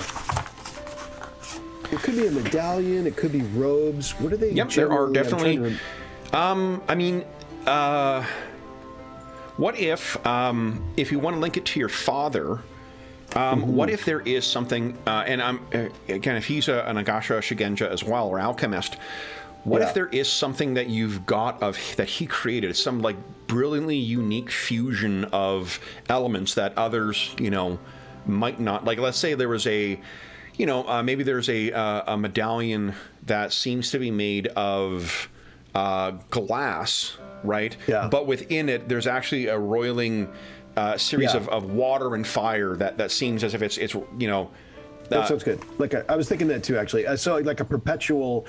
Like fire, in essence. It doesn't have to be, but it looks like it. It has this... where it's just a perfect balancing and blending of those things, in particular if it's water and fire that are in there without it turning to steam, that's just a perfect encapsulation of the transformative ethos of the Agasha.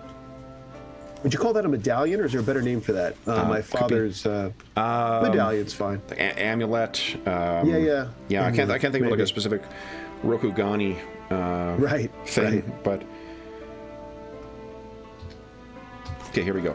What I was looking for to grab is the 3rd edition of L5R has the best Rokugan name list of any of the editions. I don't know why they haven't. They didn't reproduce it in 4th, and they didn't reproduce it in this one. So I'm just going to take a photo of the 2 pages, and I'll post it on Discord so you can take a peek through. We use a name generator as well too, but it is such a good resource. I routinely make use of it in my every time I've run 5 rings. Nice. Names of characters, that's what it is? Yeah, like for your surname is going to be dictated by your clan. So you're going to be Agasha something or other. But what the list does is it gives you, first names. Oh, okay. Male and female first names. So I'll put that in. Let's see here. Let's see. Here's Sunday players. Cult. Okay. There we go. So if you do, and don't feel you have to, but if you do want to have just a list rather than like constantly click through a name generator, I've posted both of those to the Discord. Oh, okay. Discord. There we go.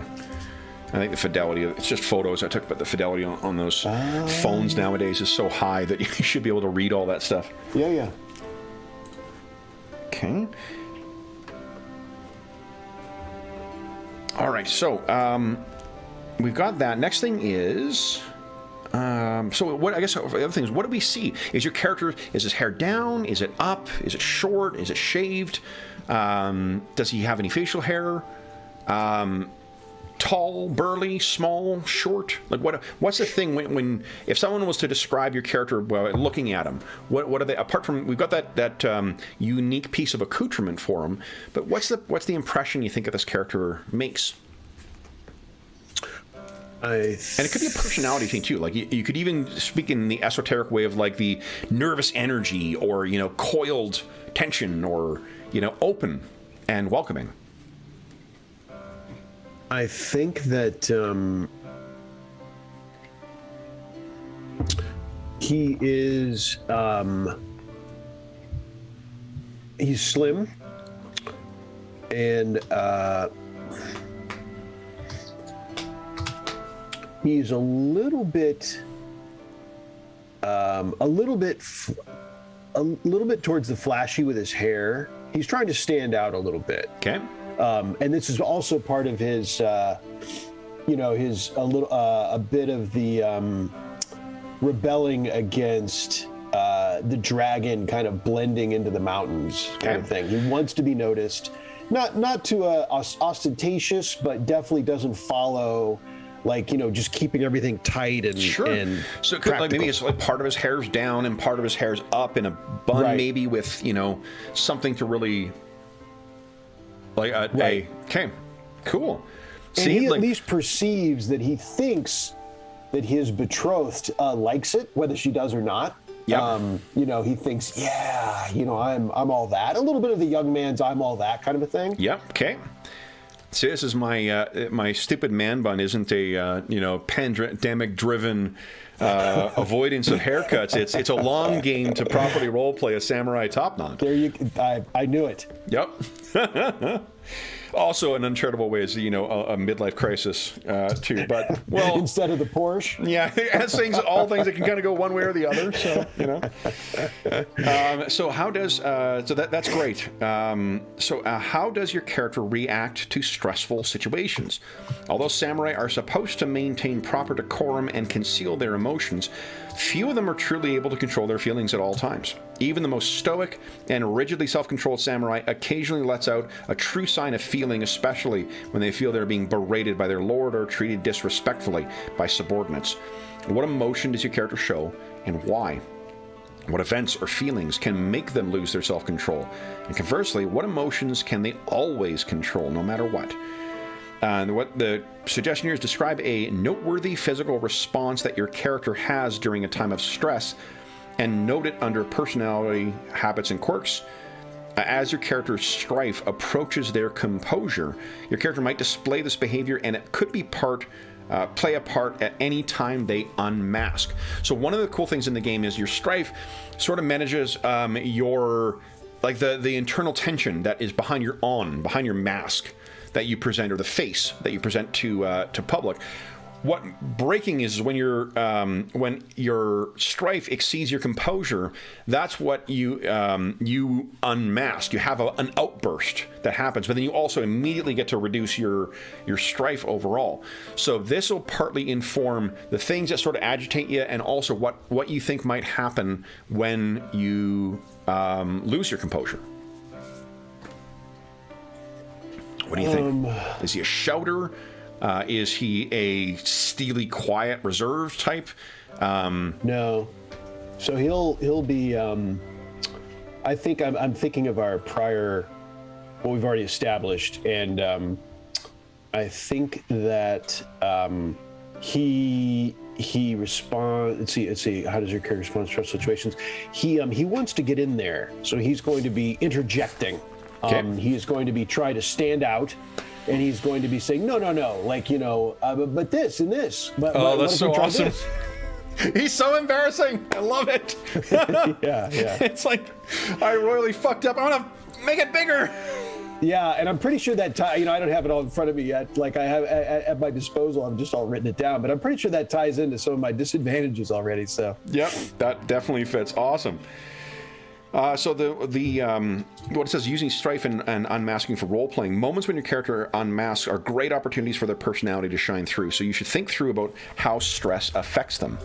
On the personal unmasking, what should I note for that? There's a specific field that's... Yeah, that's what you're thinking. Like, does your character get loud and abrasive when they get enraged, or does their voice fall to an icy whisper? Do they fall to their knees in prayer when racked with uncertainty? For you, it sounds like... however more generously you want to phrase acting out, that sounds like what you've described. Yeah, okay. Okay. And maybe, like, again, like in a more charitable way of describing it, is that his acting out is him trying to manage a clearly unmanageable situation. Yeah, right? By like, he's trying to take control. Drawing more attention to it. Yeah. Okay. He's trying to, by his overall getting involved with the world, getting involved with this project, standing out. Nice.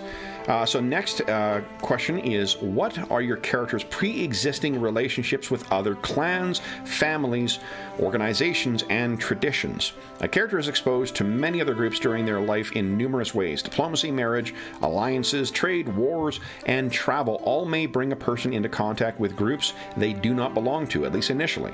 What other groups within the Emerald Empire has your character been exposed to, and what impressions have those exposures left?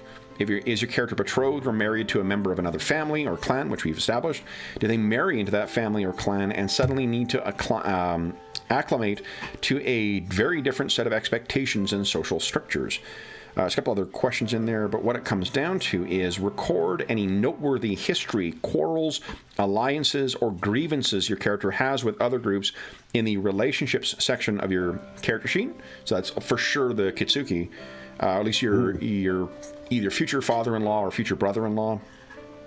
Additionally, choose one item of rarity 7 or lower that your character has received as a gift from one such group, took in battle fighting against them, or that otherwise relates to or symbolizes the character's past and ongoing relationship with them, and then add that to your starting outfit. I think he's...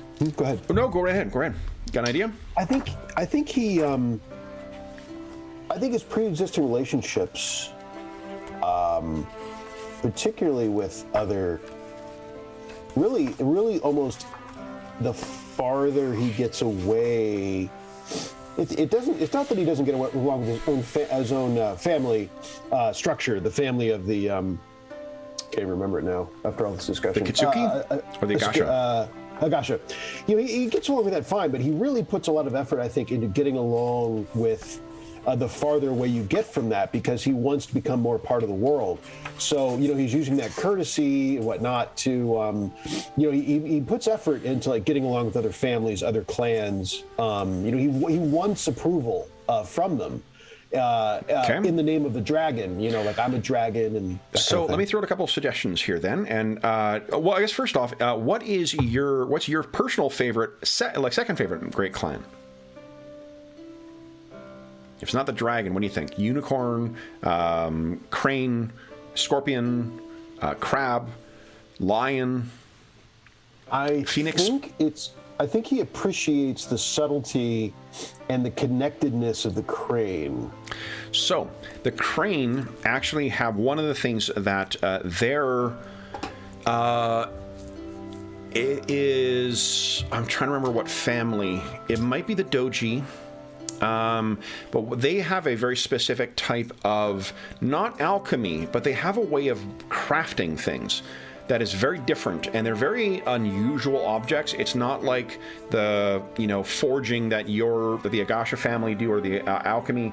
They have a very the name of what they create is on the tip of my tongue, but it's the Asahina. There is the family that does it. They're the one that draws their artisans and their shugenja from, but they've got a very specific way of making crafting stuff as well too. So perhaps there is an Asahina, or at least a crane, like a craftsman is a crude way of putting it, but artisan maybe who has had a respect. So maybe the gift that you've got in recognition to your efforts to try and bring attention not only to your father's accomplishments but the Agasha accomplishments, you had the respect of Crane, and they presented you with a gift. Yeah, that sounds good. Okay. That gives us an excuse to expand our roster of NPCs as well, too. Yeah. Mm-hmm. Okay. And maybe ties in, we'll see if anyone else gets involved with this, but maybe even a PC, much less an NPC. Absolutely. Yeah, definitely. So, let's see here. I'm trying to think what it might be here. Go back to rarity 7. I'm looking at personal effects right now. Okay. I'll bet you in one of the source books I could find something pretty cool as well. Mm-hmm. Yeah. Let's see. I mean, and possibilities, if it has anything to do with their shugenja, would be a hook, or yeah, let's put a pin in that one. I'll send you some suggestions once, because I think that there is Ishikendo.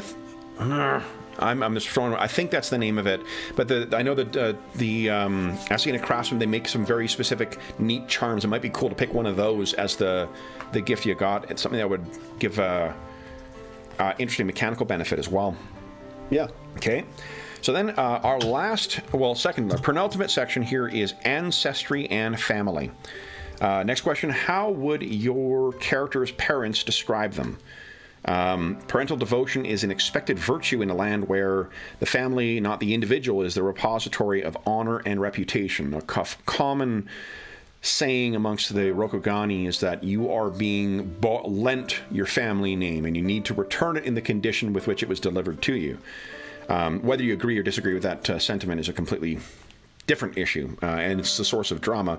But however, despite this ideal, there are plenty of samurai who have a fractious relationship with their parents, and who offer outward veneration while concealing a lack of respect. Does your character have a proper relationship with their parents, proper being in quotes here, or are they estranged? Was the character's childhood a happy one?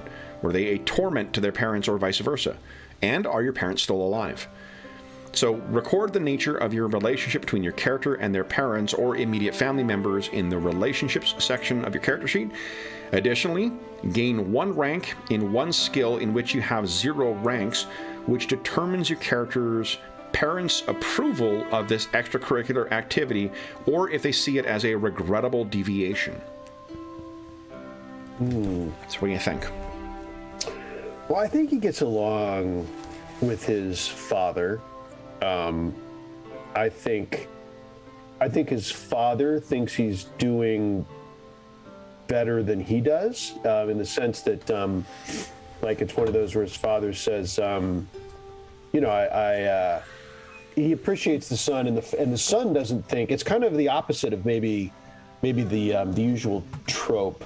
Well, I'm not sure that's the case, but in any case, he thinks he needs to please his father, and his father's really not that fussed about it. But he's like, no, father, like you weren't appreciated, and his father doesn't really feel that way as much. Like, oh, I was so dissed all my life. Like his father doesn't.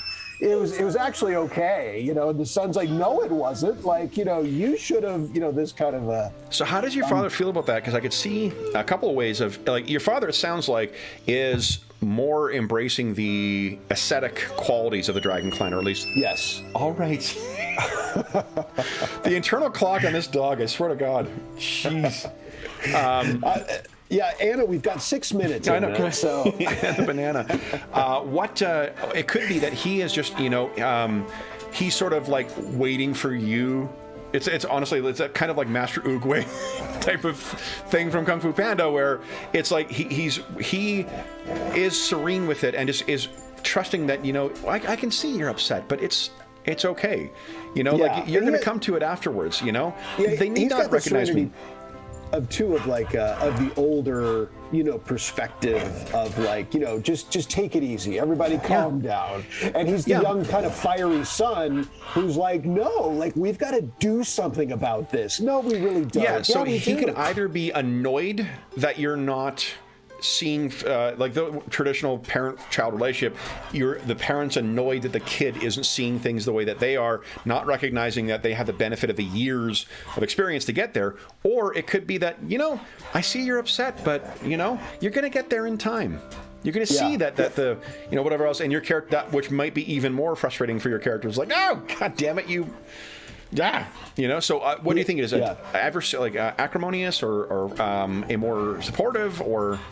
I think he's supportive. I mean, I think he, you know, he laments of my impatience. Yep. And he wants to see me happy, and he knows it makes me unhappy. Like, you know, there's no need for all this unhappiness. Like, you know, you can be happier if you're calmer. I mean, not calm, but more patient. Yes. If you had more inner harmony. You know? Inner harmony, yeah. So what about your mother? We haven't talked about her at all yet. Where does she fit into this? I think Mother's probably a traditionalist, which is why she gets along with Dad. Like, there's a good, harmony there. She's less ambitious. You know, she probably goes Dad's way, but probably even more. Yeah. Might I make a suggestion? Yeah. What if she joined the Togashi Order? So she's actually been out of your life for quite some time because she's been part of the Order, and that may also be. So that's the monks, and so right. So she may, because you can join. You're not necessarily born into it. You can join monastic orders at later points, if at some point in your childhood she followed that, and that may speak to if your father is more inclined towards serenity and you know, acceptance. That may be where you get some of your adventurous nature. Right? Is that, you know, and I'm not sure how that would. You may see that your mother's relationship is both, in part, you know, like, yes, you're embracing your own destiny and whatnot and following that tradition, but also, fuck you for leaving your family, you know, and that could also lead to some interesting self-reflection for your character, because by embracing your mother's type of pursuing your path, you're both being true to that destiny, but also it may be something that your character may resent. Huh, interesting. So he admires that she went off and actually did something, kind of a deal. On the other hand, what were you thinking, leaving me as a small child or whatever? Yeah. Sure. Yeah. That sounds fine. Does she get along? Again, you don't have to accept that whatsoever. That's just, I'm just spitballing here, but it gives a excuse. It seems like your father played a prominent role in your character's life in the way he's been talking about him, and rather than just having like, oh, and then there's mom as well too, it gives a little bit of, you know, or instead of saying mom's dead, you know. Right. Plus, Lord knows the enlightened monks of the Togashi Order, they can be found anywhere. Yeah, I think he's got. That sounds good. He's got a very complex. That's good also because I think his dad is really quite good relationship. I mean, despite you know, all the angst, really, whatever angst there is, doesn't amount to much. I mean, he likes his dad. Dad likes the son. Dad thinks the son's doing fine, and the son doesn't think so. And Dad's like, "Calm down. You're doing really well. Yeah. Everyone's good. Let's have a sake." You know, this kind of thing. Yep. So it's mom that provides a very complicated. You know, when he sees her, it's going to be kind of messy. Well, and it's going to be, it's another, I mean, it's interesting too, because it sounds like your father likely would have been totally like, if mom needed to pursue that destiny, that's okay, you know? Yeah. I'll carry on with what I'm doing, you know? I mean, and I mean, they're all members of the samurai caste. Not like you're you know, he's raising kids on his own. So there, but he was the only parent around too. And then that may have your decision to leave and pursue what you feel is necessary too. There's probably some conflict there of like I'm leaving Dad. What the, you know? Right. And of course, it's complicated. Definitely. You know, because now he's leaving his family, but on the other hand, well, she did it. You know, she went. Yeah, so it's part of like, well, she did it, so I should be able to. But also like, but also I'm leaving Dad. Right. Awesome. But I'm older, so it's okay. Yep. So do you think that what skill do you think that you gained? Oh. Yeah, rank 1 in result of that. We have 3 more questions and then we are done. Oh man, let's see here. As a result of this, what about theology? Since she went off and became, you know, she pursued. Yeah. And so he wanted to learn about it. Yeah. And so he's, you know, what's mom doing? Like, how come she's never here? Like, what is going on? Yep, absolutely. And so as he got older, he turned some of that angst into knowledge. Okay. By actually finding out. Do you have 0 ranks in theology already? I do. Yeah. Oh, great. Yeah, that sounds great. And that's interesting because Shigenja normally get that as one of their go-to things, but the Agasha being more alchemically minded. I might have had a choice, but I can't remember now. But there's a possibility it was a choose. Cool. All right. So then next is, who was your character named to honor? Let's see again. So let's first do this here. We get to roll on a table. Hot damn. Okay. So the table is your samurai heritage. What page? So we roll. I'm on page 96. Roll a 10-sided dice twice, and then we consult those numbers on the samurai heritage to see entries of 2 potential famous relatives from the last few generations. You choose one of them for whom you were named. And then we roll another number in that specific entry. So I'm looking at the table is on page 96. Why don't you give us 2d10 roll, please? Okay, a 1 and a 6. 1 is famous deed. One of your ancestors won a great victory for their clan or even the emperor and was rewarded with an item of incredible quality. Or you were named after a ruthless victor. One of your ancestors claimed a bloody victory over a rival, smashing their forces with a cunning maneuver or seizing their domain after vanquishing them in battle. Can you hear the battle cry? It's almost coming from the grave. From this relative or their story, you learned well the importance of brute force. So I think it's probably the deed and probably grandfather, because in fact that's almost too easy because you know, grandfather, maybe I perceive at least, is a little bit towards me more. The son, my dad, was more serene. So ancestors are, I mean, it can be just that direct, but like the empire has 1,000 years of history. And they are very cognizant of history in this. So this could be someone more distant as well, too. It doesn't have to be. That's fine, too. Yeah, it's fine, too. So modifiers, we increase your glory by 3. Okay. And then why don't you give us a 1d10 roll? All right, I guess increase my glory by, oops, not that one. Now I'm trying to remember. Oh, I think the Agasha actually came from the Phoenix clan originally. I might be wrong about that. I know the Agasha leave the Phoenix at one point, or leave the dragon at one point and go and join the Phoenix in the canon history.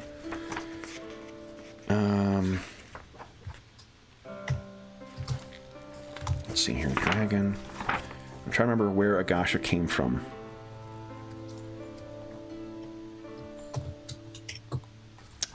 I'll have to double check here.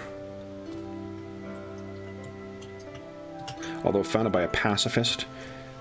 I don't remember where the Agasha come from. I'll have to double check that, but yeah, interesting. All right, so another D10 roll, please. All right. Let's see what you're... An 8. So the heirloom is an item other than a weapon, a set of armor, a horse, or a boat, or estate. So there's some other thing that you inherited from your ancestor, and you choose one quality, and then I choose one quality from the list of qualities on page 240.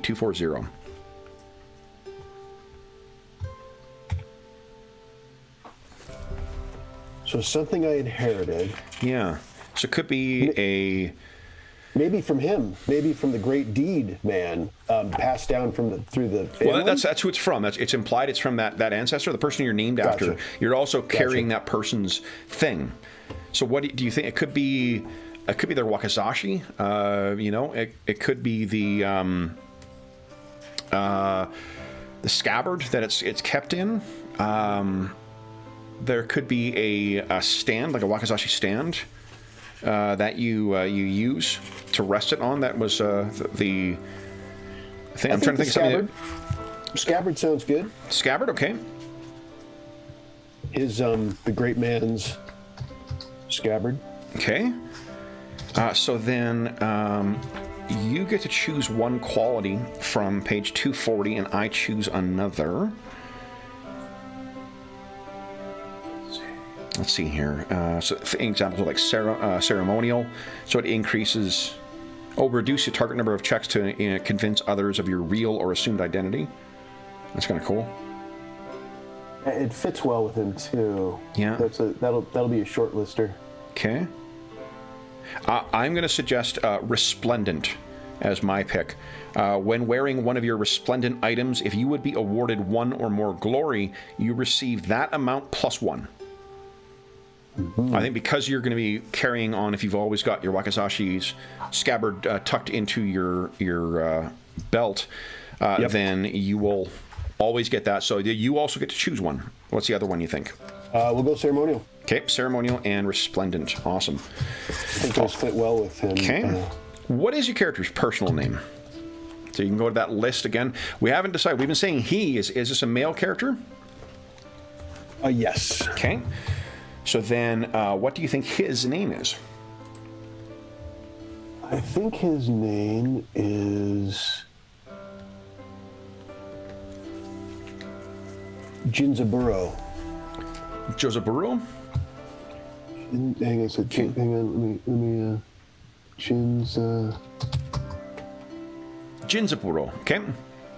So Agasha Jinzaburo will be your character's name. Okay. Okay. And then, and that's named after the famous Jinzaburo, Agasha Jinzaburo. Last question, question 20 in our game of 20 questions. How should your character die? That's so classic. All proper samurai fully expect to die in the service of their lord, and it is said that every samurai lives at all times 3 feet from death, the length of a katana blade.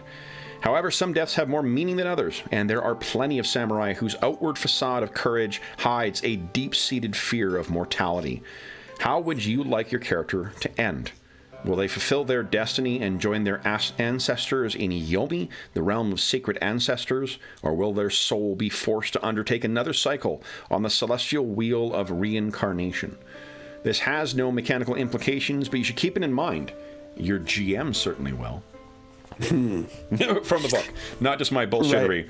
Right. It just so happens that those intersect quite nicely. Yeah. So what do you think? How will Agasha Jinzaburo come to his end? Will he fall victim to his ninjo? his overwhelming personal interests? Will it be one of his anxieties that drives him to the end, or will he die having accomplished some of his goals, seeing his passion, seeing him through his very human shortcomings? It'll be a mixed bag. I mean, I think he will have achieved. He will have his accomplishments. I think, like he'll have his. He will probably have. He will probably have achieved his union, with personally, and with like his wife and this kind of thing. He'll have striven. His striving will have resulted in some accomplishments which people will have heard of, but yet he will probably go too far, and the dragon clan will be of. In fact, the irony will be that he will have made a name for himself in a broader sense, like, yes, this, Jinzaburo, but his own clan where he lives, his own people will be, will question that approach. Interesting. So he will die, but it's almost like whatever he achieves, it will be missing the point, as it were, as far as the dragons are concerned. It'll be marred a bit because how great can a man be if his own clan doesn't appreciate his own accomplishments? Love it. Okay, so then that is everything we have. Agasha Jinzaburo put together. So, nice. Sean, this is your first time going through. I know you're familiar with the other versions of Five Rings. What did you think of the character creation process for this? That was cool. I mean, it's it's part and parcel of the game. Like, you certainly aren't mailing it in. Like, you gotta get in there. Like, you gotta get a good night's sleep and come ready to work. You gotta get in there. This isn't like roll up your hit points and grab a sword. You got some stuff to do, dude. Like, get going. Like, you got to make all these decisions, and they come attached to mechanical items, which is great. Mechanical aspects, and so it really, I think it reflects on the game very accurately in that it's fun, but don't think you're gonna hang out. Like, you gotta, you're not gonna kill a few kobolds and go home. Yeah, like there's some things to do.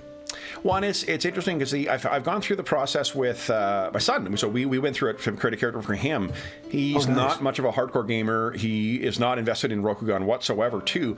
But he found the process of interrogating that character by going through the questions that you're going through ended up with you got a really clear vision of who this character is, what motivates them. Like, the things that will be important in play are really highlighted in the course of answering those questions. Yeah. So I mean, as a GM, I could see totally the I have a couple of players come to mind, friends that since I guess what triggered is because you mentioned your son, isn't hardcore, and that I have some friends that don't necessarily get into the role playing as much. Yep. And by going through all these questions, man, it is just dragging you to the table of role playing. Just binding your hands to it. And it really. Choice, huh? I think that's the thing that's nice about the process is that it helps you understand what's going to be like the things that you're going to need to do to interface with the rules. It helps you with that stuff because of the way that these things are framed. That you understand what your passion is, you understand what your the advantages and disadvantages by linking them to specific elements of your character's backstory is a really clever way of helping you out. Like, oh yeah, I can remember this stuff because it's not just a name on my character sheet, it's something we discussed and something I thought of, that links to my my character, which is if you were just selecting this from a list of items, you can just blow through it and write down, just calculate your shit and then just get your character to the table. Pick 2 advantages, 2 disadvantages, 1 choice of advantage or a disadvantage with an extra skill, and all the other things. That's very quick. But by taking that time to go through and have that conversation, you end up with a character that I think that has the complexity of both positive and negative things and a connection to the wider sort of world they're going to be adventuring in that you don't find in a lot of other games. And you're absolutely right. Like, it requires a lot more time and a lot more work.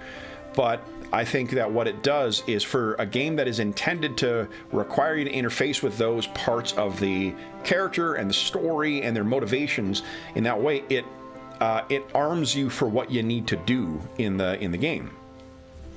Yeah, I mean, I think if you were going to run was going to run a campaign of it, it's a no-brainer, I think, for the GM to have one-on-one character generation sessions with each person like this. Yeah. To just get each person just